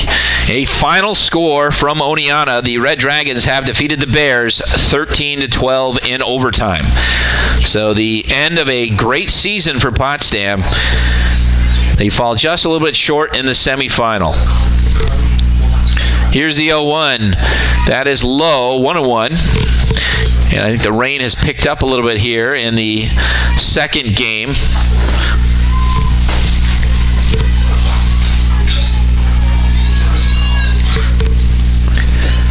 Count 1-1 to Adams. 2 outs, runner at first. That is chopped to second.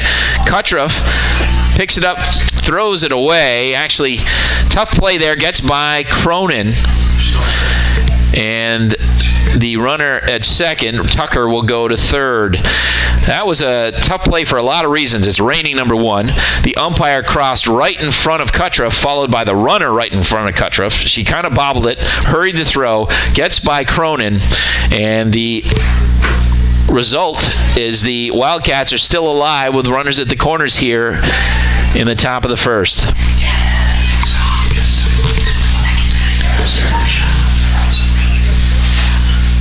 So here's the first pitch to Sarah Edwards, and that is outside for a ball.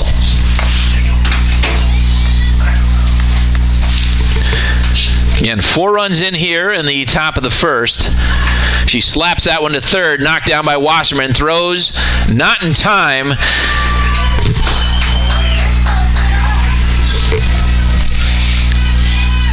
Been a tough play to get this speedy Edwards. And the bases, runners at first and second. Tucker came in to score on the play, and that makes it 5-0.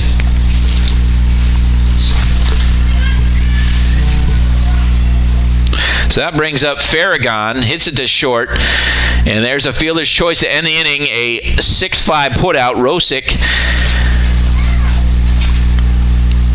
gets the runner at third base.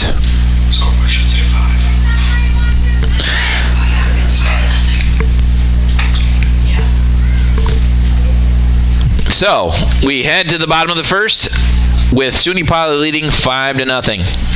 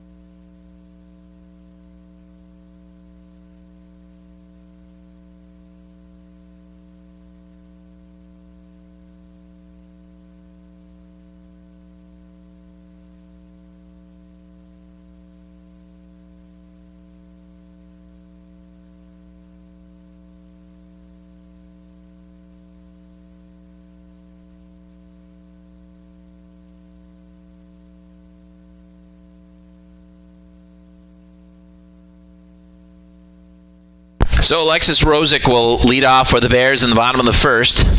That is taken low for ball 1. SUNY Poly scored 5 in the top of the first, and that's where we stand, 5-0.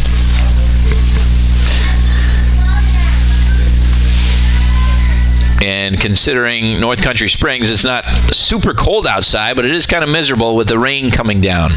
See how much we can get in here.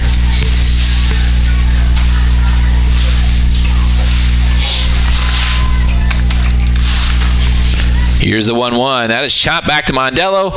Throws the first. 1 up, 1 down here.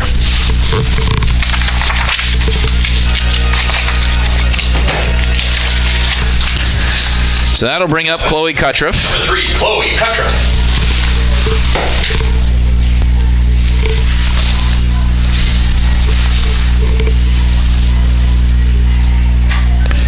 And that is fouled away for strike 1.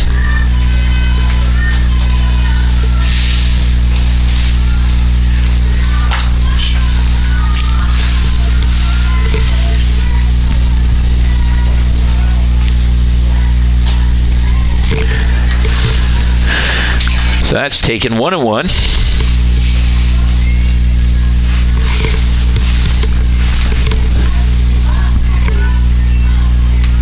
That is low and inside. 2 balls and a strike to Chloe Cutroff.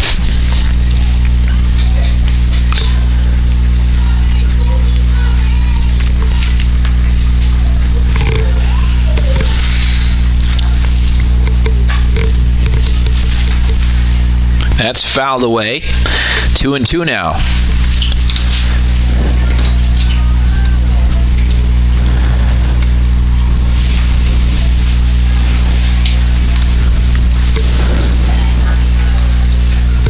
And that is taken low and inside. Count is full.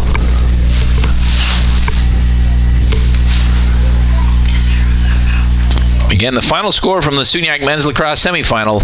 Oneonta defeats the Bears 13-12 in overtime. Actually, that was ball 3, so the count full now.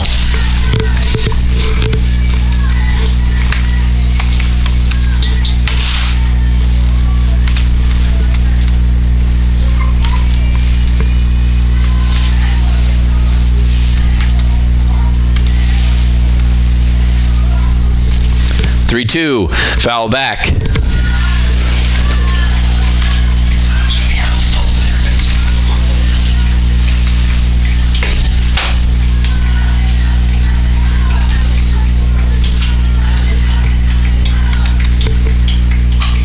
And that's chopped to third. Picked up there by Edwards. Throws the first, and that's the second out of the inning. 5-3 put out there. For the Bears, number 5, Peyton St. Clair. So Peyton St. Clair will step in for the Bears.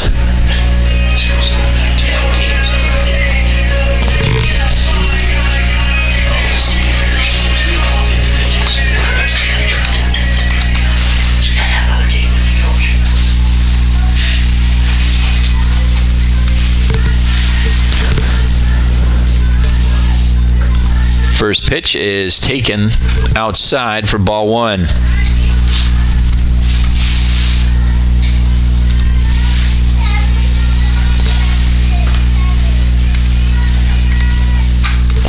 And that is fouled away. 1-1 now to St. Clair. Once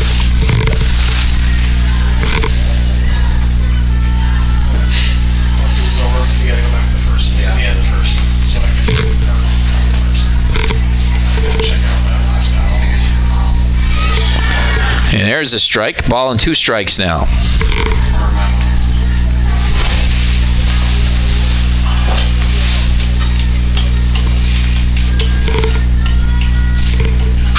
That's lined right back at Mondello, and she makes the grab. Good reflexes there, and that retires a side. We head to the top of the second. SUNY Poly leading 5-0.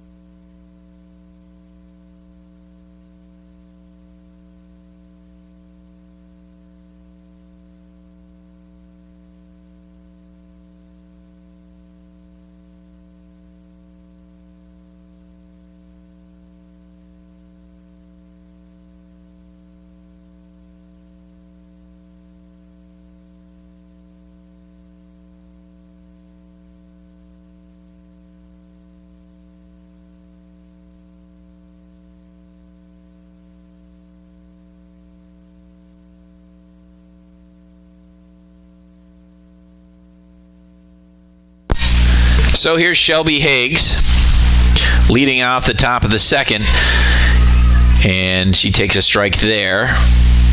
She walked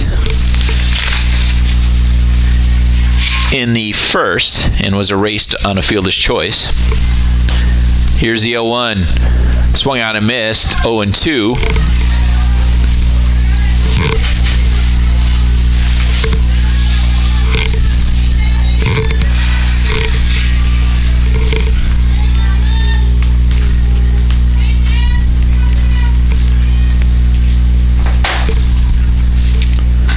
That's chopped foul. Still 0-2.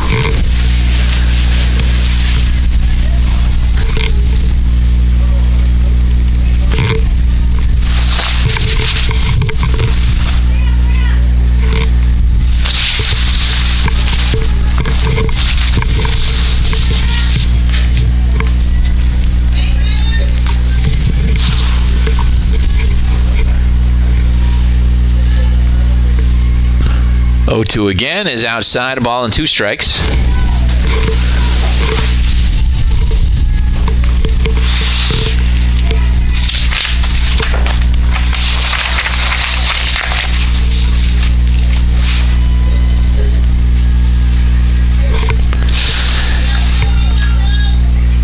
And that misses, so the count is even at 2-2.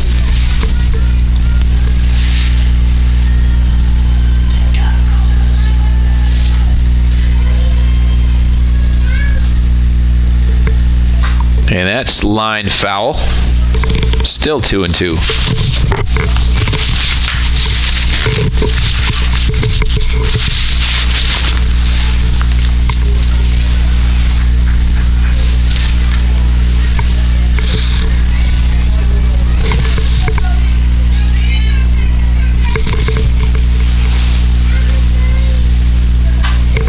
Still foul. Still 2-2.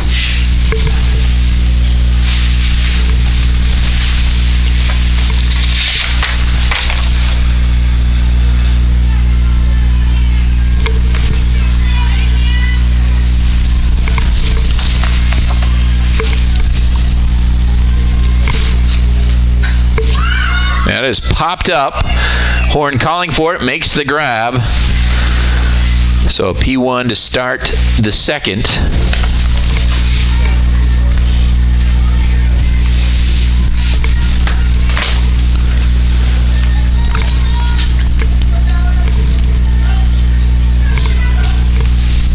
So here's Annabella Mondello. Reached on a fielder's choice and had an RBI in the first. She takes ball 1 there. Fielder's choice, so I got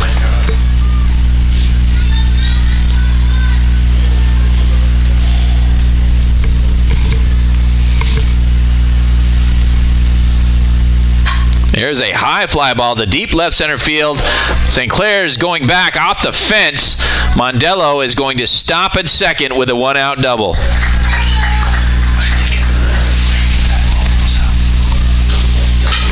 And that'll bring up center fielder Olivia Turk. She singled and scored in the first inning.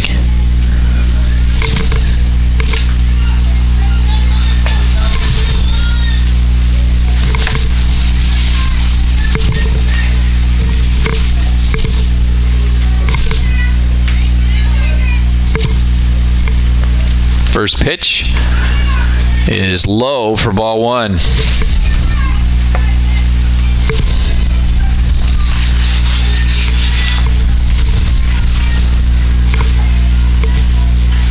Here's the 1-0. That is in the dirt, blocked by Young, but moving down to third on the wild pitch is Mondello.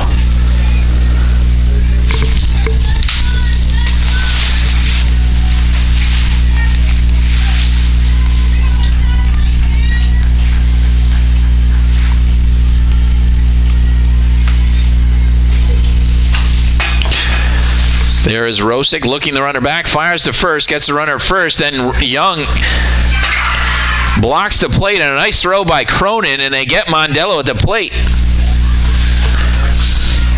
So a 6-3-2 double play.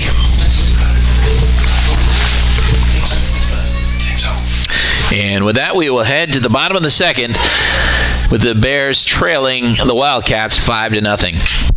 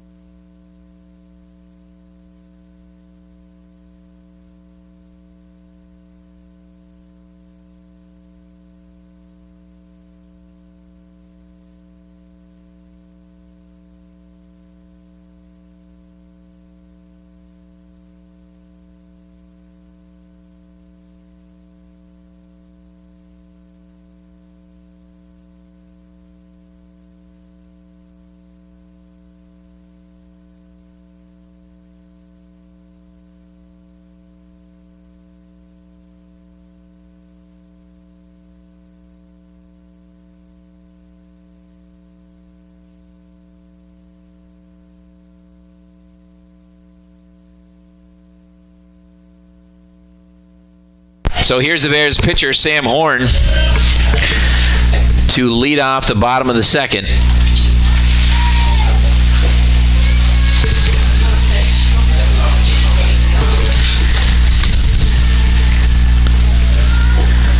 She had a single in game one, was 1 for 3.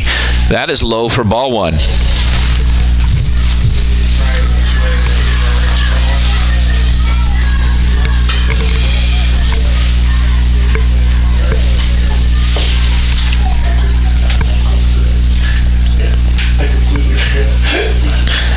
Here's the 1-0. That is well outside. Goes all the way to the backstop. 2-0 now to Horn. No, I'm wrong. It's Thursday.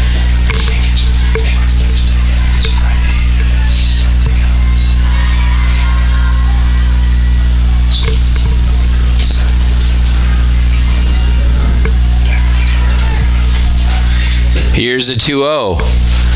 And that is taken on the inside corner for strike one.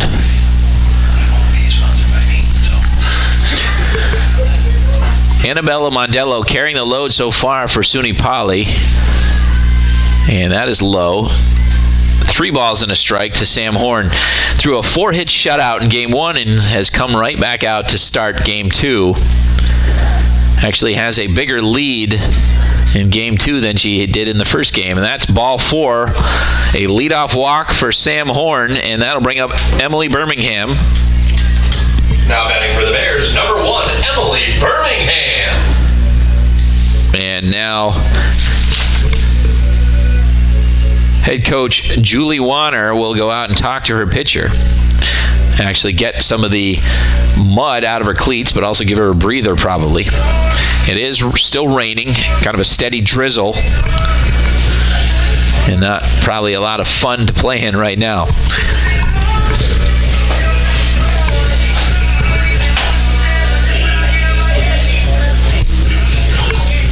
So Birmingham will try to get something going for the Bears.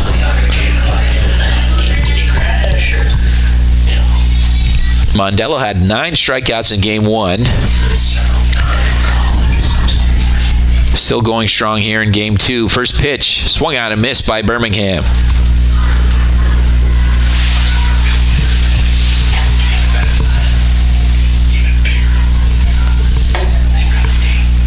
Here's the 0-1. That is fouled back, 0-2.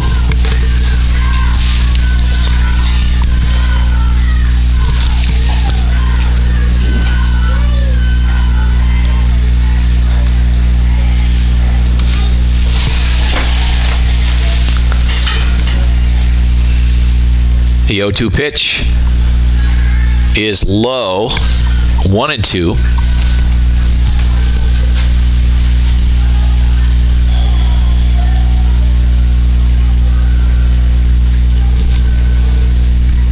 That is fouled back, still 1-2. Sam Horn on first base, care of a leadoff walk. Birmingham trying to move her along. Here's the 1-2. That is swung on. I don't know if she got a piece of it or just went back to the backstop. Runner held, so she probably fouled it off. So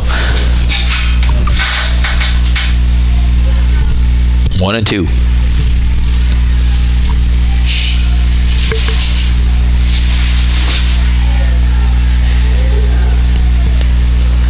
That is well outside. 2 balls and 2 strikes.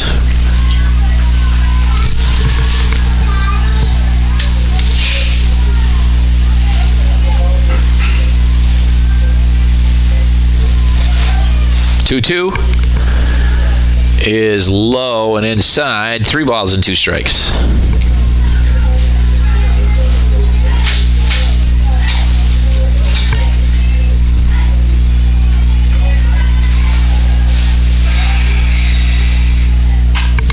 That is fouled off. Still a full count.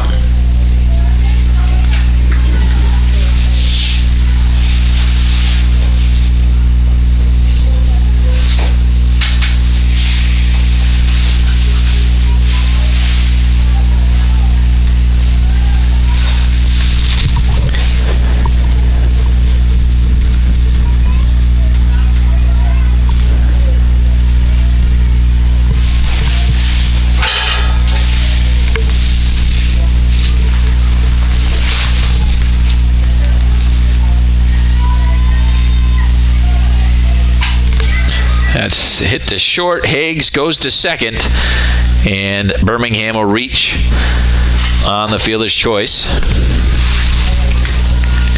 6-4 put out for Horn at second. Madeline Wasserman. So 1 out now, and here is the Bears' third baseman, Madeline Wasserman.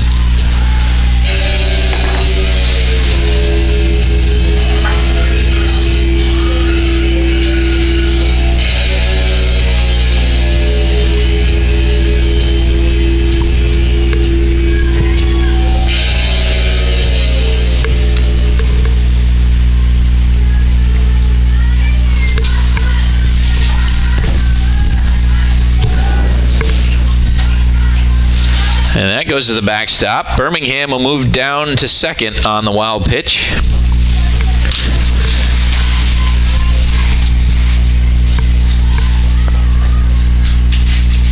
And the umpire will throw out a fresh ball there.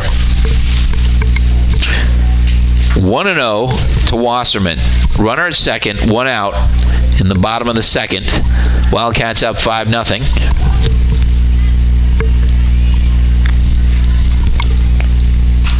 That is line foul down the third base line.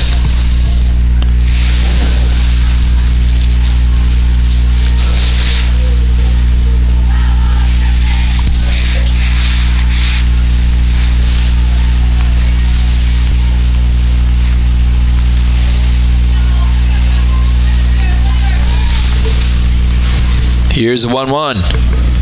That is high. Birmingham thought about going, but she held up. Welpe throws down to second, but Birmingham gets back in without a problem.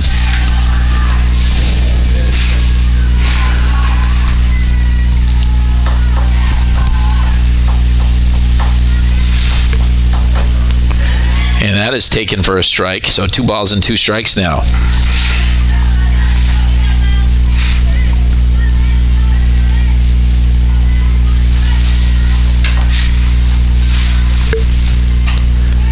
And that's fouled off the shins of Wasserman. Count remains 2-2.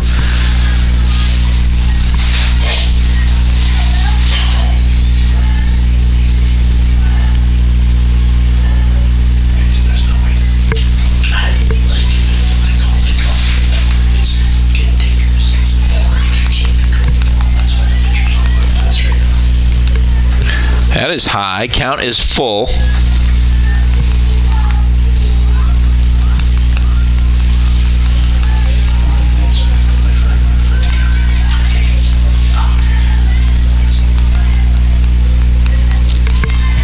And there's a strikeout. That is the first of the game for Mondello, and that's her 10th of the day. And that'll bring up Calissa Young.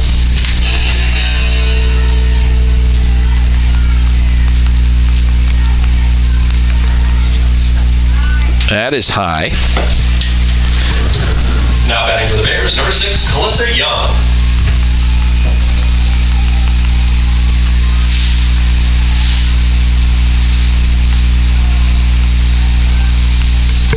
That's foul back. 1-1.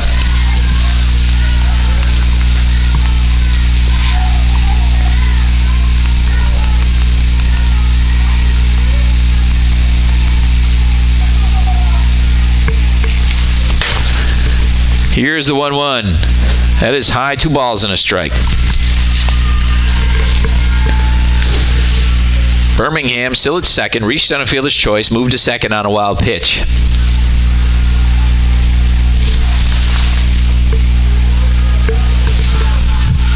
2-1. Swung on and missed. Count is even now, 2-2.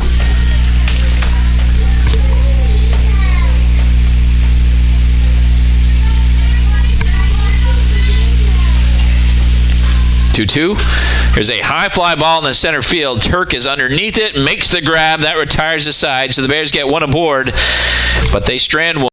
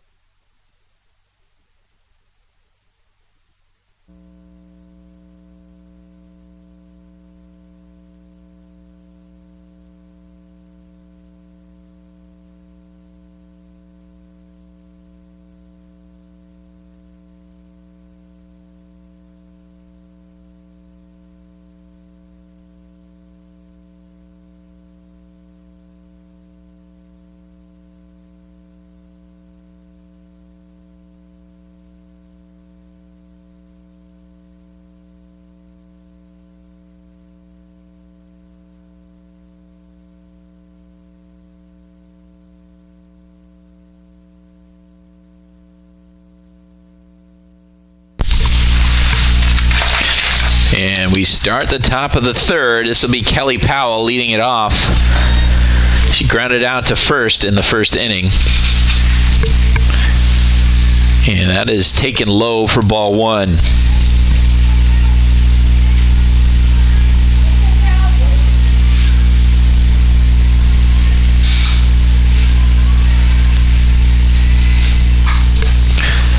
And that is fouled away.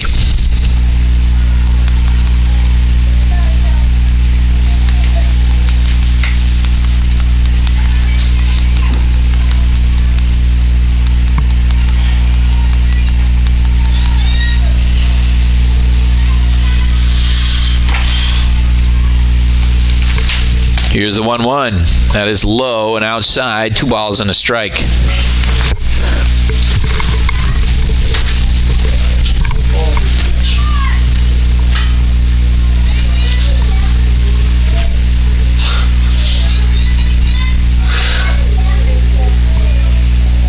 Here's a 2-1. That is up and away. 3 balls and a strike.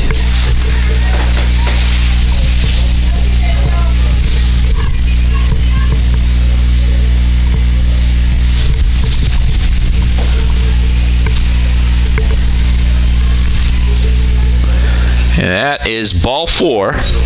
So leadoff walk to Kelly Powell.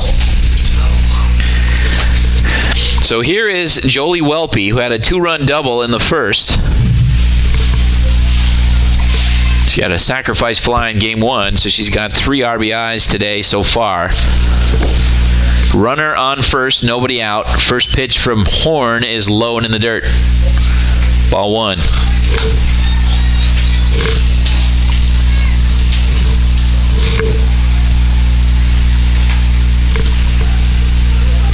Here's the 1-0. And that skips to the backstop. Moving to second on the wild pitch is Powell. Round second, but Young has the ball and she'll retreat. And now the umpire will throw a dry ball to Horn. Both pitchers, I think, have had a little bit of trouble with location. The grip on the ball not getting any easier in this weather. Here's a 2-0. That is outside. 3 balls and no strikes.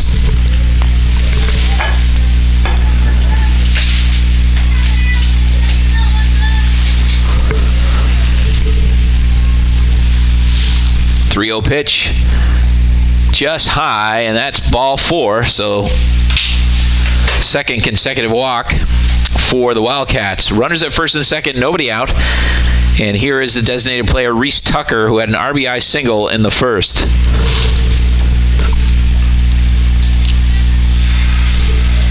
First pitch from Horn is well outside.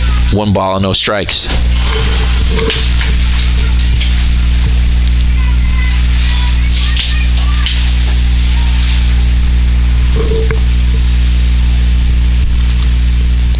The 1-0 is up and away again. 2 balls and no strikes.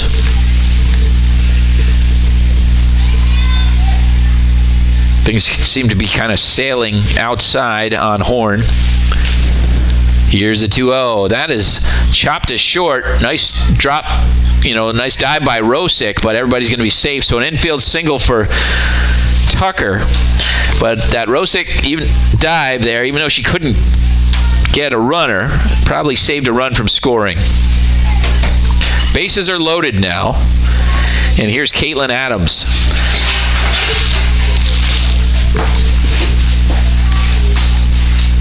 Adams reached on a single in the first. So we'll have a pinch runner for Tucker, and it is going to be Marissa Jarvis, the flex player.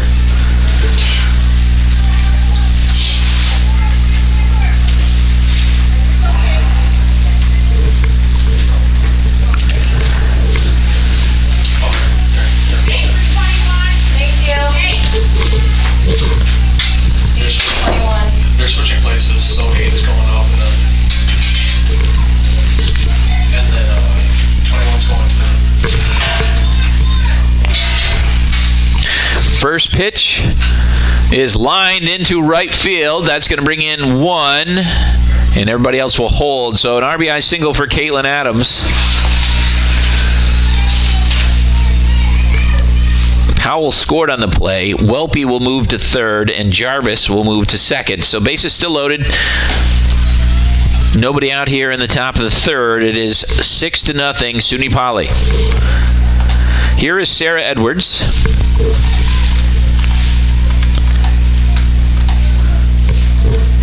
And that is taken for a strike.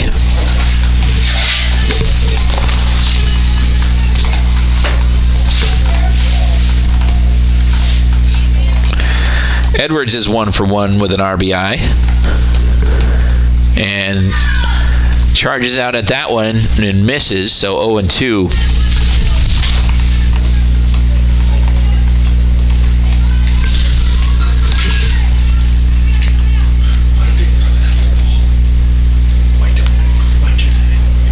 She's running towards the ball and she's going back. Takes a pitch there. That was low and away. Ball and 2 strikes. She's showing the bunt. If she's hauling on line, you're not going to do that. Down the corner, so it's step in. Here's the 1-2. That skips to the backstop. And here comes Welpe. She's going to score on the wild pitch. Everybody else moves up. So Jarvis to third and Adams to second. The count is 2-2 to Sarah Edwards.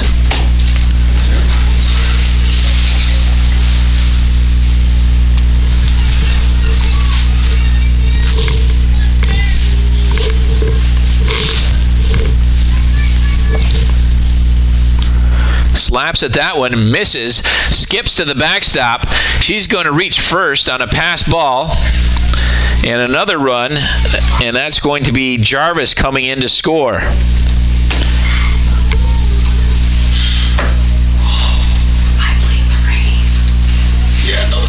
So, that's going to make it 8-0. And bring up top of the order, Ava Farragon. Farragon is 1 for 2 with a double and a run scored. Now the runner is going to steal second base, Edwards. So it is 1-0 to Ava Farragon, the left fielder for the Wildcats. They have scored 3 in this inning. They now lead it 8-0. That is in the dirt, scooped by Young, and keeping Adams at third. 2-0. That's in the dirt. Another nice block by Young, but it is 3-0 to Farragon.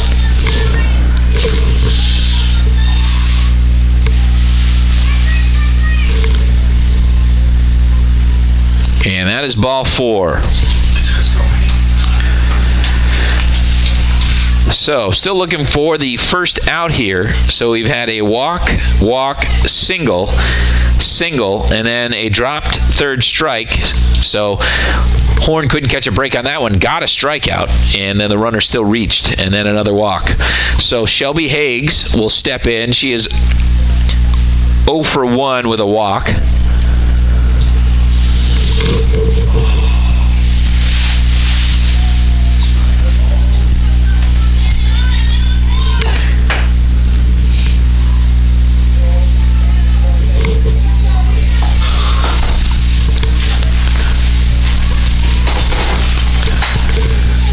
That is chop foul for strike 1.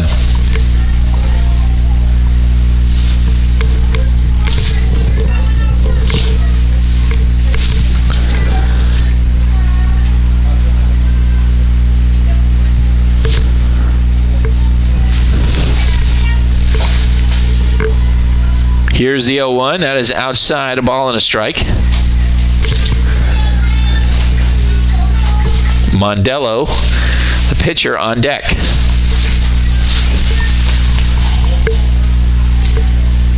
The 1-1. That is lined into left field. That's going to score at least 2. And that'll make it 10-0. So a 2-run single for Shelby Higgs. So that brings in Adams and Edwards. Edwards was in high gear coming around second and third on that one. Here is Annabella Mondello. Mondello is,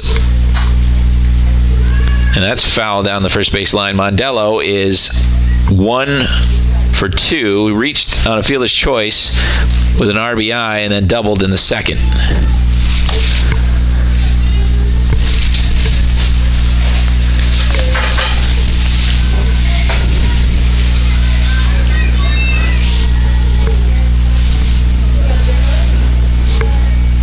Here's the 0-1. That is outside. 1-1. Low and inside. 2-1.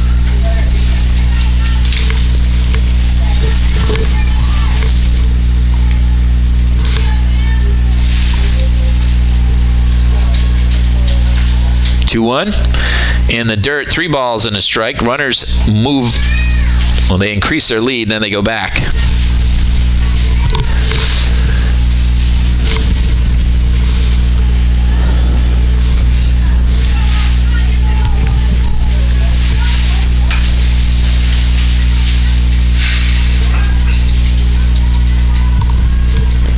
Here's the 3-1.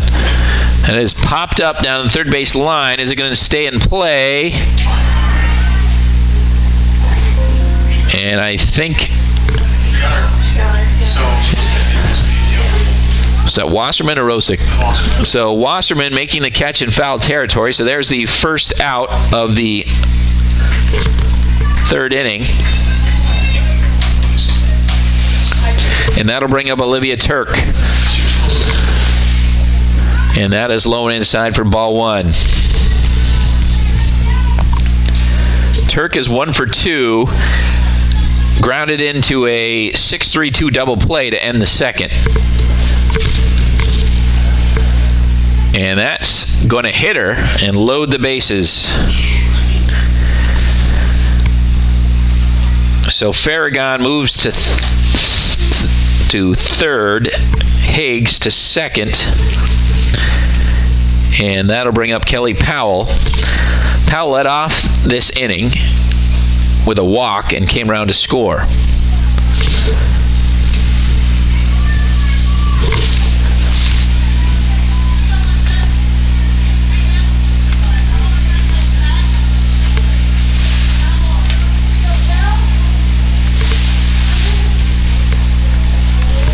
And that's going to get to the backstop. Another run is going to come in. Higgs will move to third and Turk to second. And that's going to make it 11-0.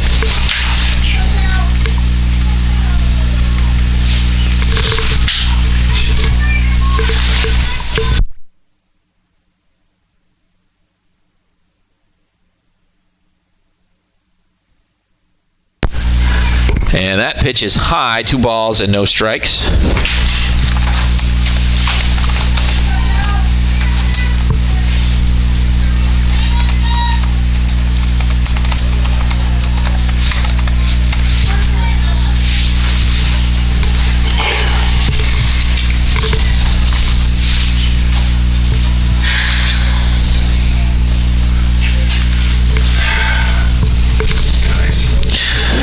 3-0 to Powell.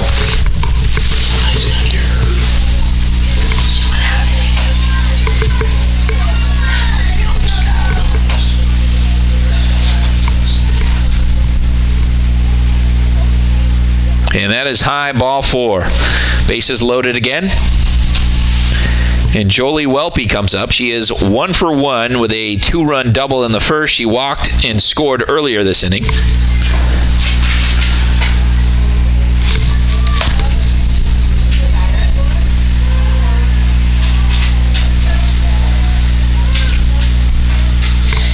And that is chop foul, so a strike there.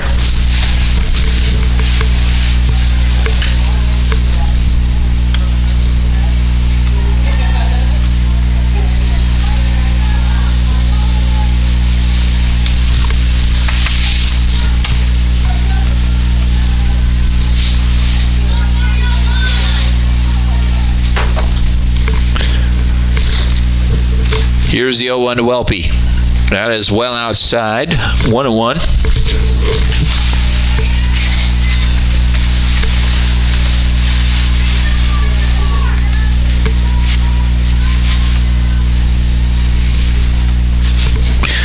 Outside again. 2 balls and a strike.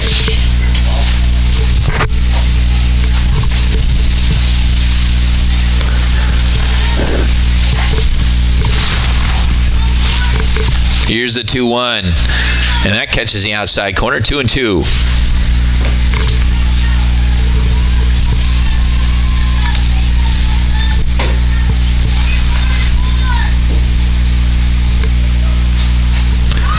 Popped up. Is it going to stay in play? Young is underneath it, makes the grab for the second out. So that brings up Reese Tucker. So Tucker re-enters. She singled and then was pinch run for by Jarvis, but she's back into bat here. 2 outs, bases loaded, 11-0. SUNY Poly swings on the first pitch and misses. Wildcats scored 5 in the first. They've got 6 in so far here in the third.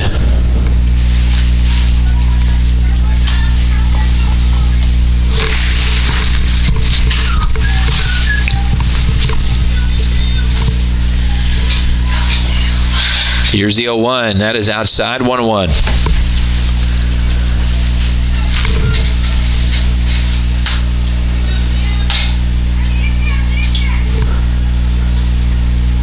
The 1-1. High fly ball down the first baseline. Cronin underneath, and she makes the grab to retire the side.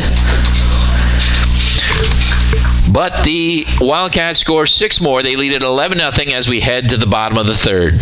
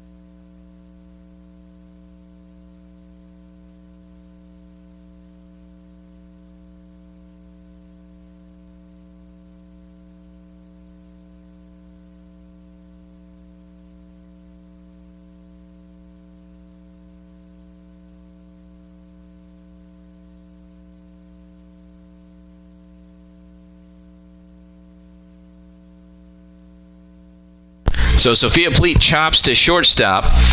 The throw to first is in time. So we've had some defensive changes here. That's Sarah Edwards, who is at shortstop. So a 6-3 put out there on Pleat. Bears, number 25, Cadence Cronin. So here's Cadence Cronin. The pitcher is now Shelby Higgs, who moved to the circle from shortstop. So that is fouled away. So 0-1 to Cronin. Oh, yeah, 1-3-5-6. Okay, we're good. So we'll run through those defensive changes in a minute. Nobody came out of the game. They just shifted around. That is lined up the middle. Cronin with a base hit there. So a 1-out single for Cadence Cronin. And that's going to bring up top of the order Alexis Rosick.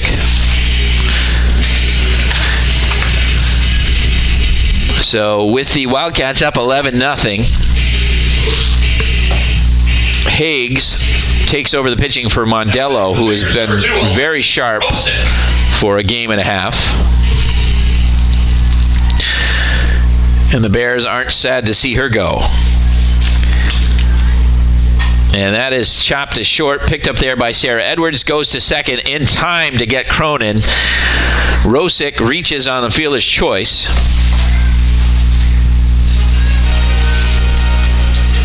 And for the Bears, number 3. So 6-4 put out there.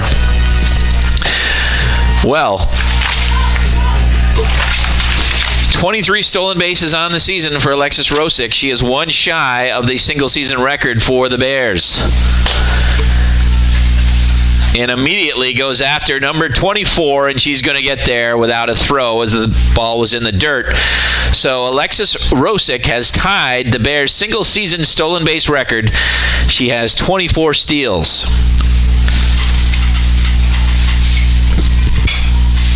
Former Bear Kelsey Bennett previously established a record in 2024. Here's the 1-0. And that is taken for a strike.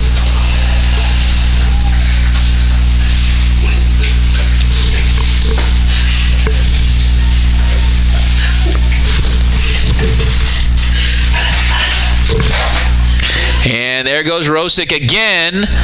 Stays on the bag, and there's the record. 25 stolen bases in a single season for Alexis Rosick.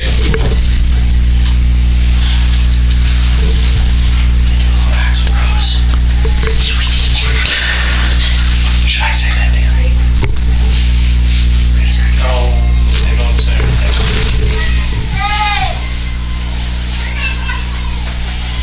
It's Bree's record.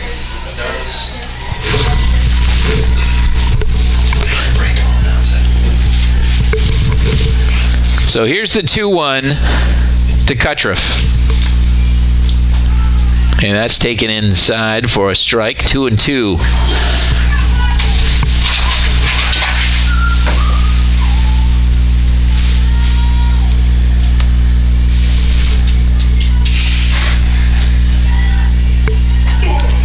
And there is strike 3, and that'll retire Cuttriff and the Bears in the bottom of the third. We head to the top of the fourth with the Wildcats leading 11-0. Alexis Rosick.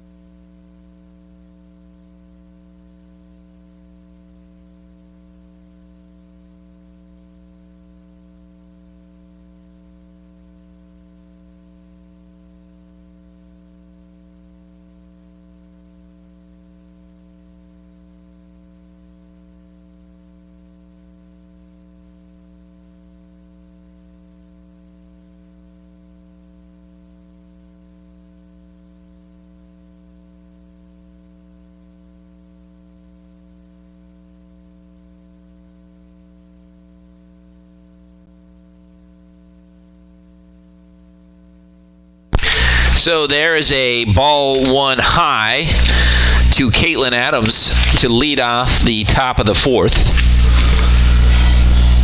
And that is lined into center field. So Adams with her second hit, actually third hit, I believe, of game 2.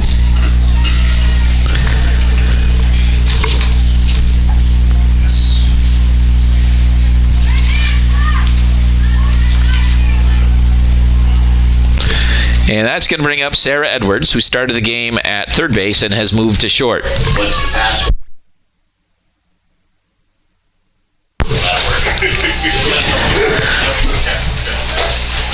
And that is inside for ball one. Almost hit Edwards, but she was trying to slap the ball, charged kind of at it, and then had to bail out.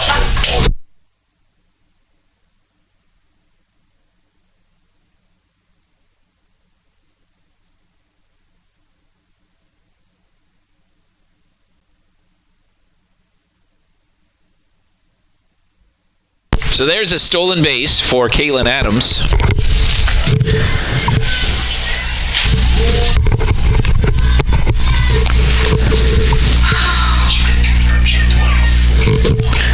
Here's a 2-0, and that is taken for strike one.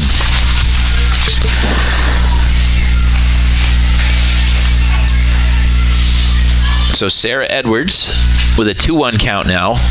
Horn winds and fires. That's chopped down the first baseline, foul. So Farragon will follow Edwards.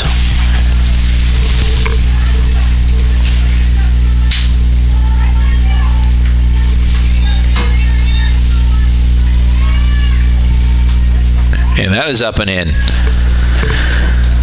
3 balls and 2 strikes.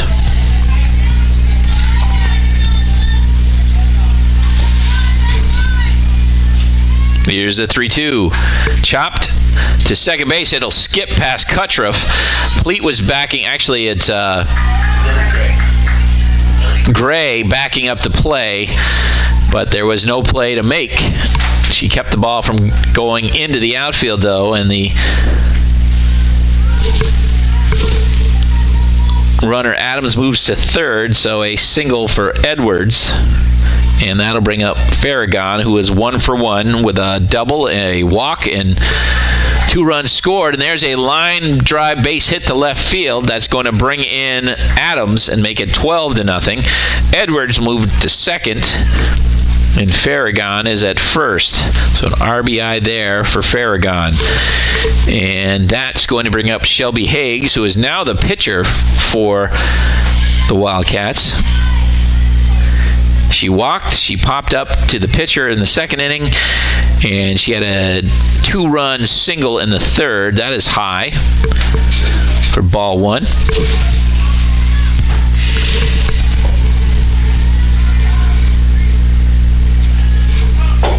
Here's the 1-0. Chop foul.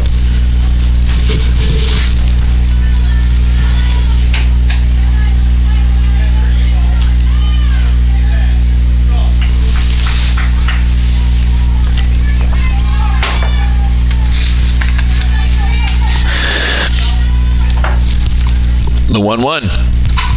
And that's a nice snag there by Rosick, and she'll get the runner at third. A great play there by the Bears shortstop.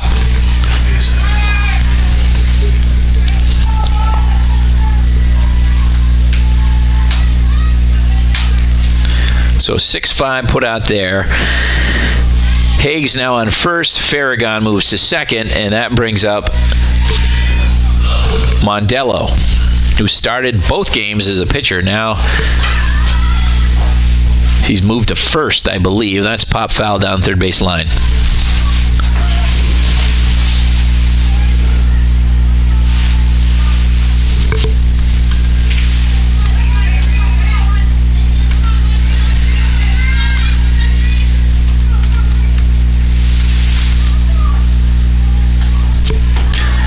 And that is taken for a ball.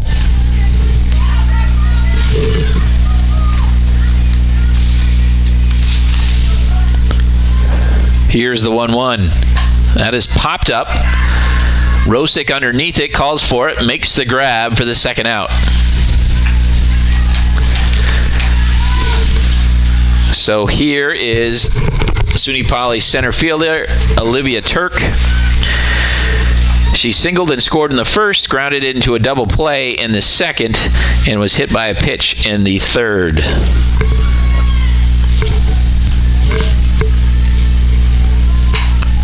Hit hard on the ground to Rosick, picks it up, fires to first, scooped out by Cronin, and that'll retire the side. A 6-3 put out there. The Wildcats add a run. We head to the bottom of the fourth. It is 12-0 SUNY Poly.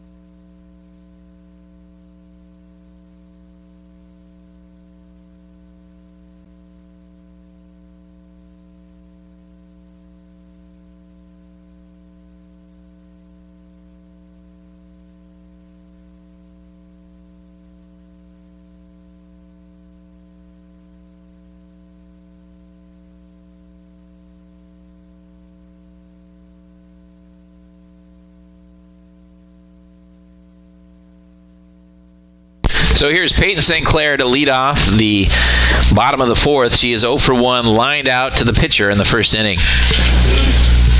And that is hit into left field for a base hit there. So leadoff base runner for Potsdam. So here is the Bears pitcher, Sam Horn. She walked in the second, still looking for her first official at bat. Bears number 17, Sam Horn.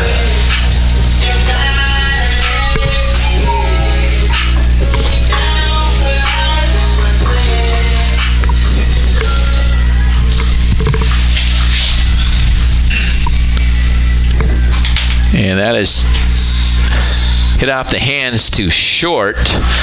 And Edwards went to try to get St. Clair at second, and probably the better choice there would have been to go after Horn at first. But a fielder's choice, and everybody's safe. Now batting for the Bears, number 1, Emily Birmingham. So here's Emily Birmingham. She reached on a fielder's choice in the second.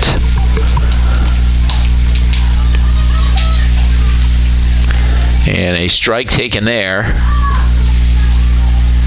So it is 0-1. Wasserman is on deck.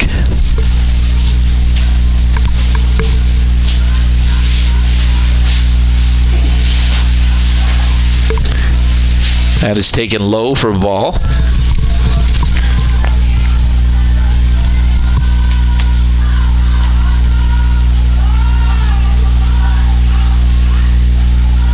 Here's the 1-1. Swung on and missed. Ball on 2 strikes.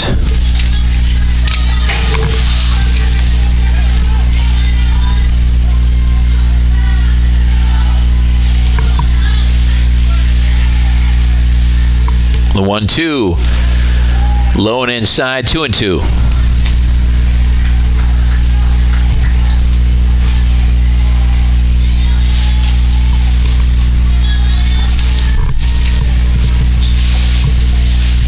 Two, swung out and missed. There's a strikeout, the first of the game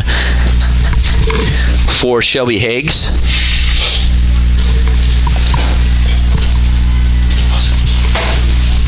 What is it?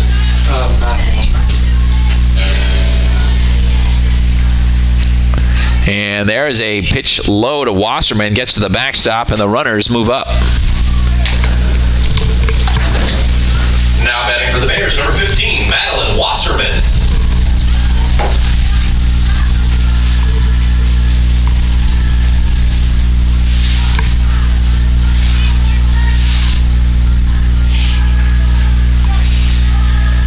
Here's the 1-0. It's a high fly ball into left field. Farragon, it'll drop in front. And here comes Potsdam's first run. St. Clair scores. Now batting for the Bears, number 6, Calissa Young. Horn had to wait on that one to see if it was going to fall, and she couldn't move up. So a base hit, an RBI single for Madeline Wasserman, and it is 12-1.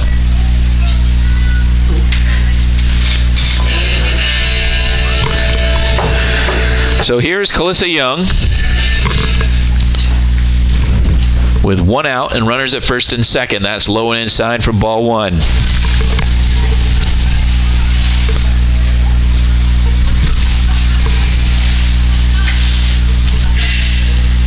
The 1-0 popped up. Is it going to fall? It will not. This time, Farragon moves over and makes the grab for the second out. Now batting for the Bears, number 11, Sophia Polite.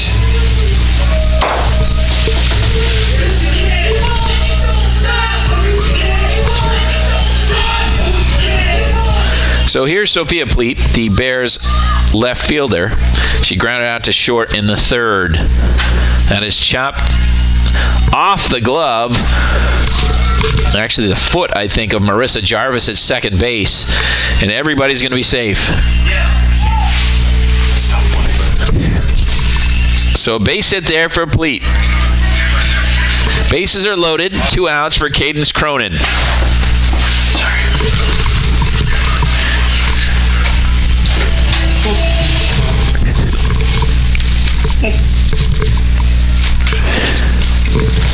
She had to go across her body. It's wet. 7.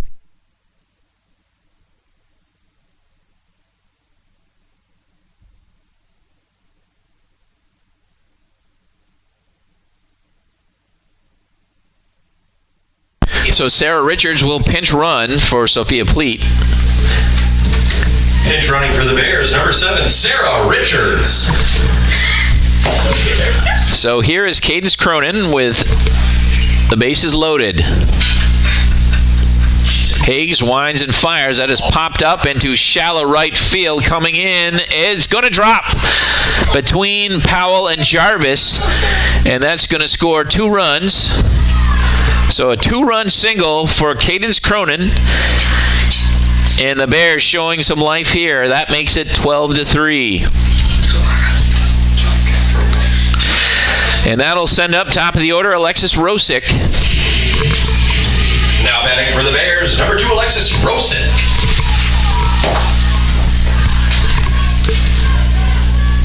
Higgs, first pitch, swung out and missed for strike 1. Runners at the corners, 2 outs. Bears have scored 3 times in this inning.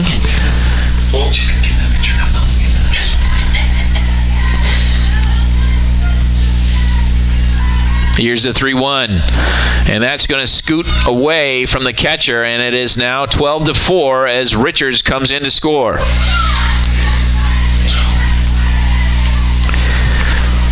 Wasserman,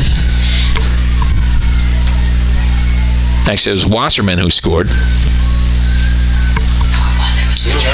It was Richards, excuse me. So, Cronin is at second.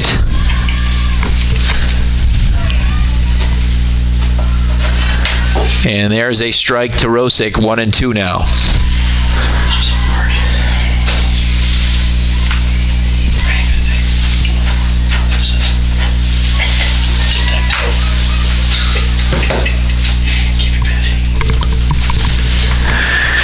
So Higgs looking for a dry ball. The rain has certainly not helped the grip of any of the pitchers today. And that is low. 2 balls and 2 strikes now to Rosick.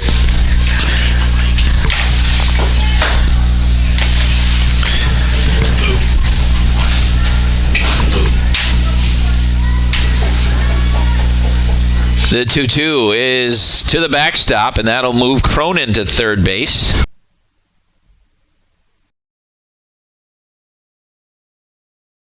Bears have scored 4 runs now here in the bottom of the 4th. And Probably raining about as heavy as it's been all day. Had a steady drizzle for a while, and I think it's picked up a little bit.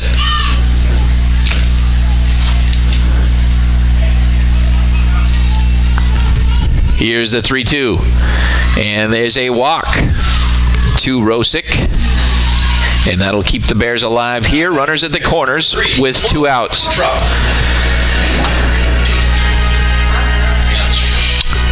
So, Cuttriff up now. She is 0 for 2. She grounded out to third in the first. She struck out in the third.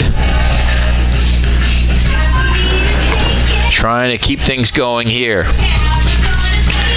SUNY Poly has had several big innings this afternoon, and this is by far the biggest for the Bears. Trying to see if they can get a little bit closer here. In the bottom of the fourth, Higgs swung out and missed. Rosick steals another base. That is her third of the game. That is her 26th of the season, so she is now adding to her single season record. She steals one more. Of course, she's got a runner in front of her. That would be the tying the Bears' single game record. That floats up into right field, and a nice grab there made by Kelly Powell. That will retire the side. So we head to the top of the fifth.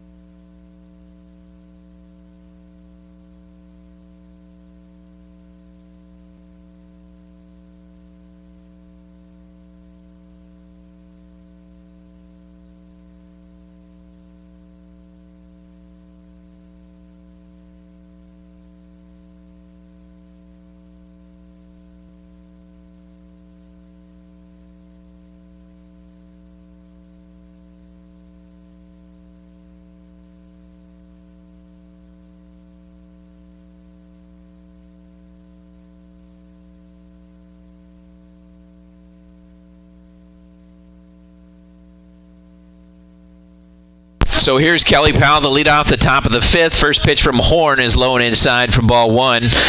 Powell has walked twice. She's scored a run, and she has grounded out to the pitcher. So she is 0 for 1. Here's the 1-0. And that is chopped foul.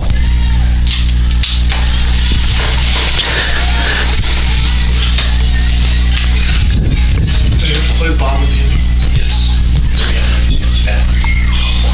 So, Horn is set.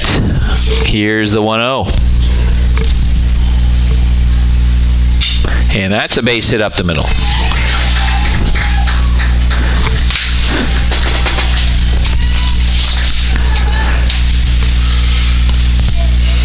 So a steady rain out there, not helping anybody right now. 12-4. Wildcats lead the Bears.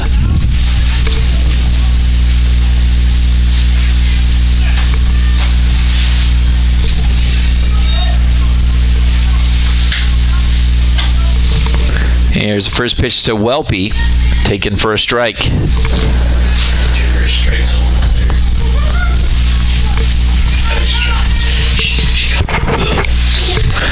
So here's the 0-1. And that is chopped foul down the third base line. 0-2.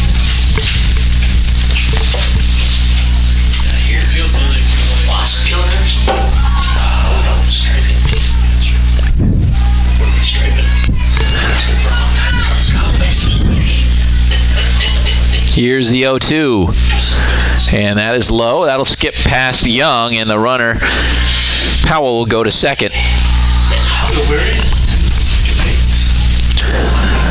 So, umpire and Horn looking for a dry ball. And they're keeping them in the dugouts with a towel because everywhere else is too wet. So, 1-2 to Welpe. And that is up and away, 2-2.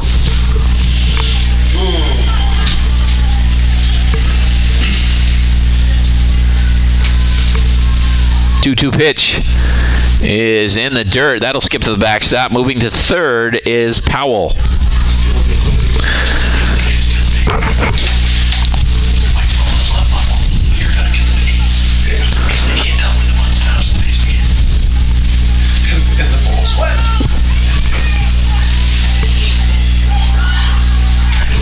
Here's the 2-2 from Horn. And that is fouled away. Still 2-2.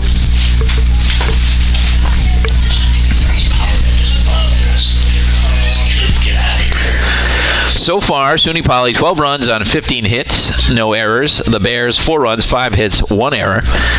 Here's the 2-2. That is hit long but foul. Still 2-2.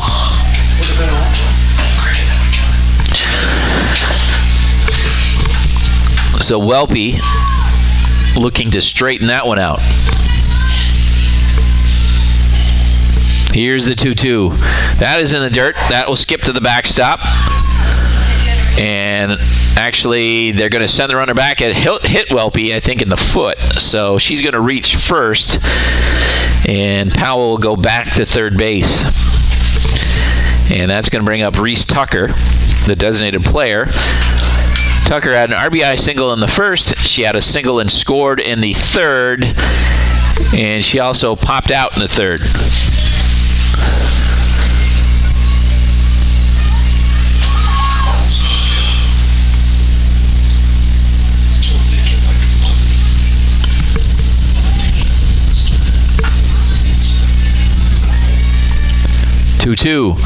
There's a high fly ball in the left field. Richards is there, makes the grab, and the runner Powell will tag and score from third. So a sacrifice fly for Tucker, and that makes it 13-4.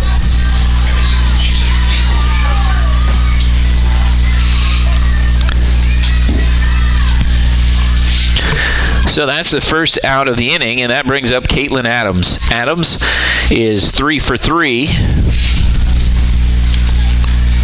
With an RBI and 2 runs scored. Singled in the first, drove in a run in the third, and singled and stole a base and scored in the fourth.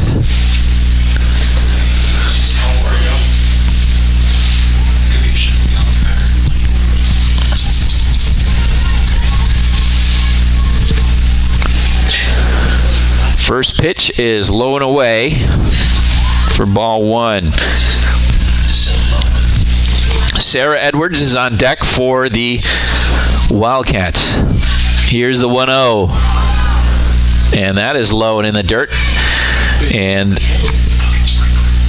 the runner advances on a wild pitch. So Welpe at second now with 1 out.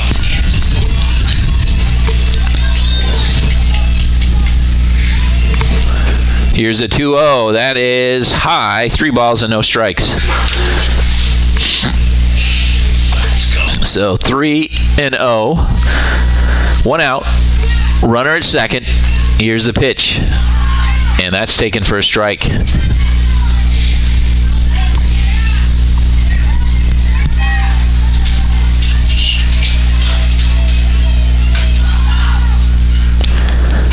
And that's lined in a center field. That's probably going to score Welpe. Nope, they're going to hold her at third. And so Brea Barrow. So she steps in with a runner at second and 1 out. And she takes ball 1 in the dirt.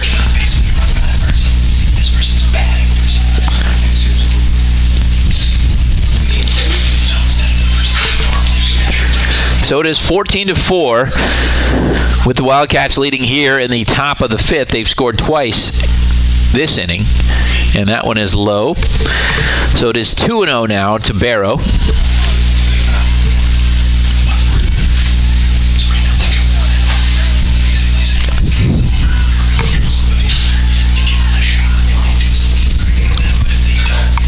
So a new ball for Horn. Again, the Bears will be on the road this weekend.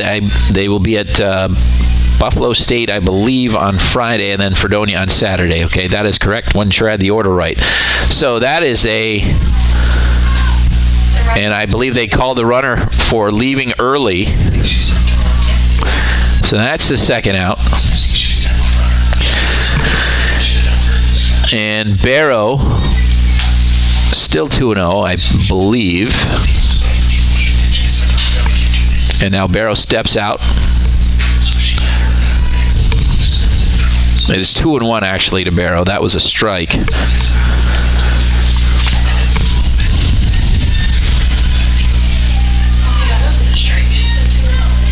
Here's the 2-1. And that is a ground ball to shortstop. Rosick fires over, and that'll retire the side, but not before the Wildcats add 2 runs.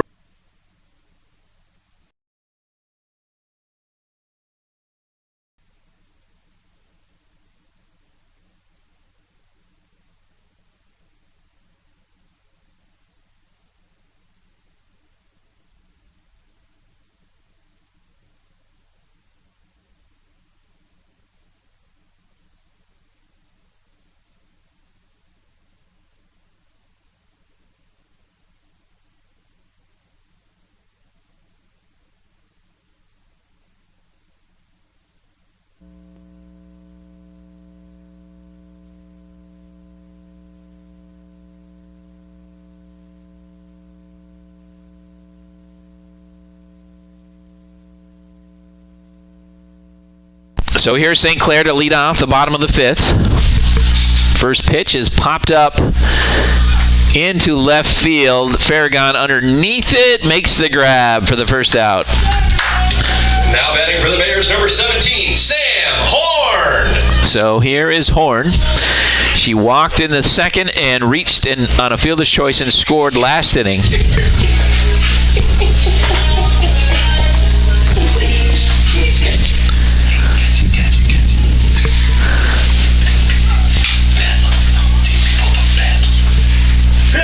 And that is taken low for ball 1.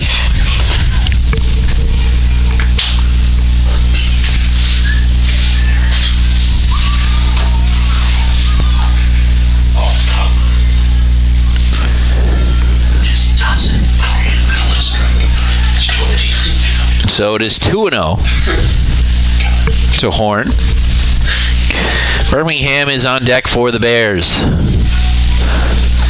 2-0 pitch is taken for a strike. Oh,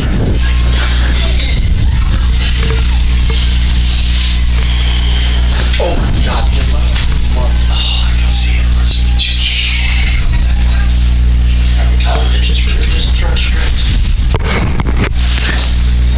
Here's the 2-1. That is fouled right towards the Wildcats dugout. 2-2.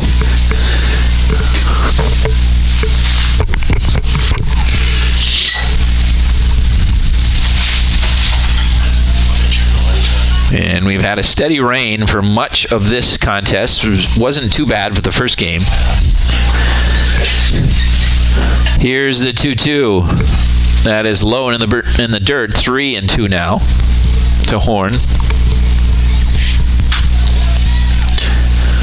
SUNY Poly 14 runs on 16 hits. Bears 4 runs on 5 hits.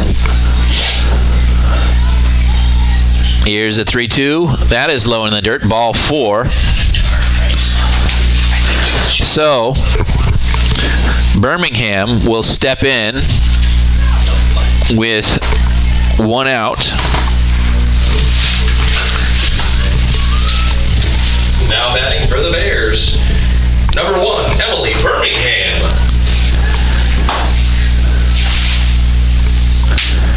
And that is swung on and missed for strike 1.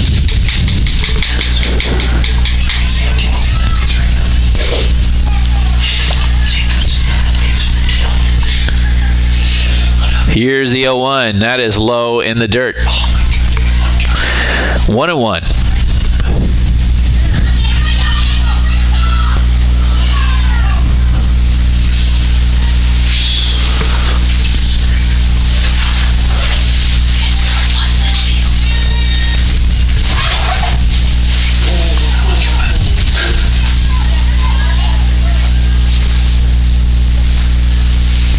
The 1-1 is low. 2 balls and a strike.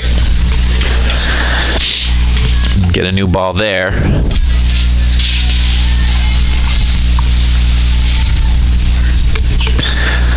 Shelby Higgs again on the mound, actually in the circle for the SUNY Poly Wildcats. She played most of the doubleheader at shortstop. Here's the 2-1. That is high, actually just in the top of the strike zone, 2-2.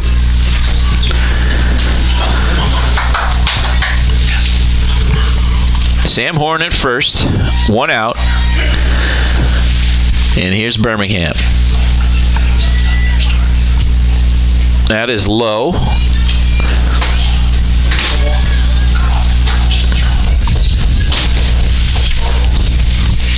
So the count is full.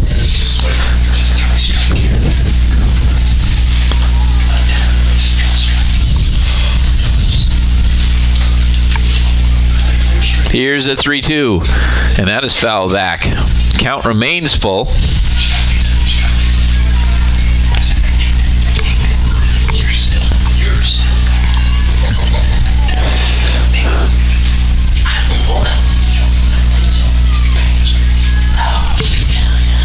Here's the 3-2 again.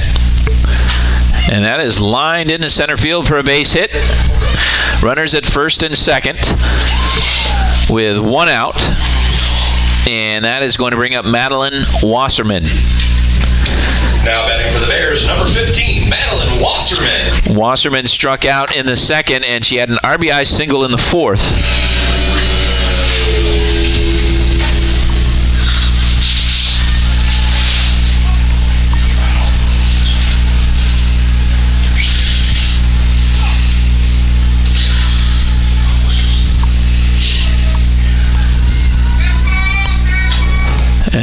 That is popped up.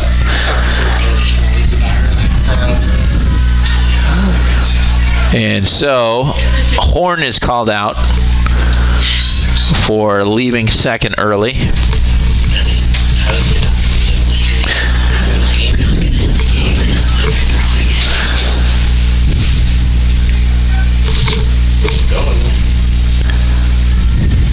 So Wasserman takes low.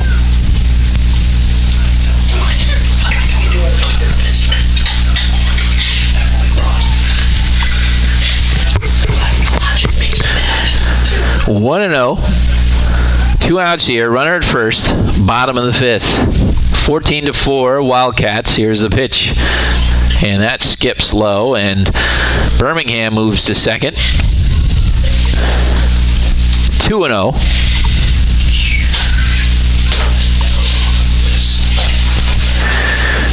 And Welpe behind the plate, clearing the water out of her way.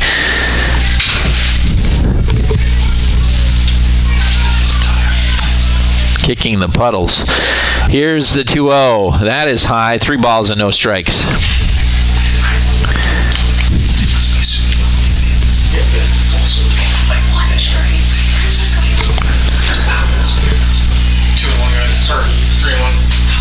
Actually, count is 3-1.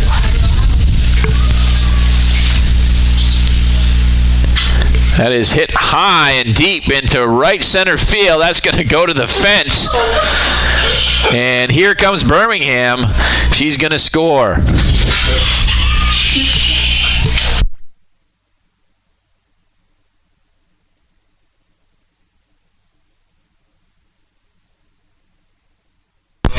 So an RBI double for Madeline Wasserman. Birmingham came all the way around to score and had Adventure slipping at third base, but still came in. That makes it 14-5. So here's Calissa Young. That is popped up to second base. There it is, and that's going to be the final out of the game.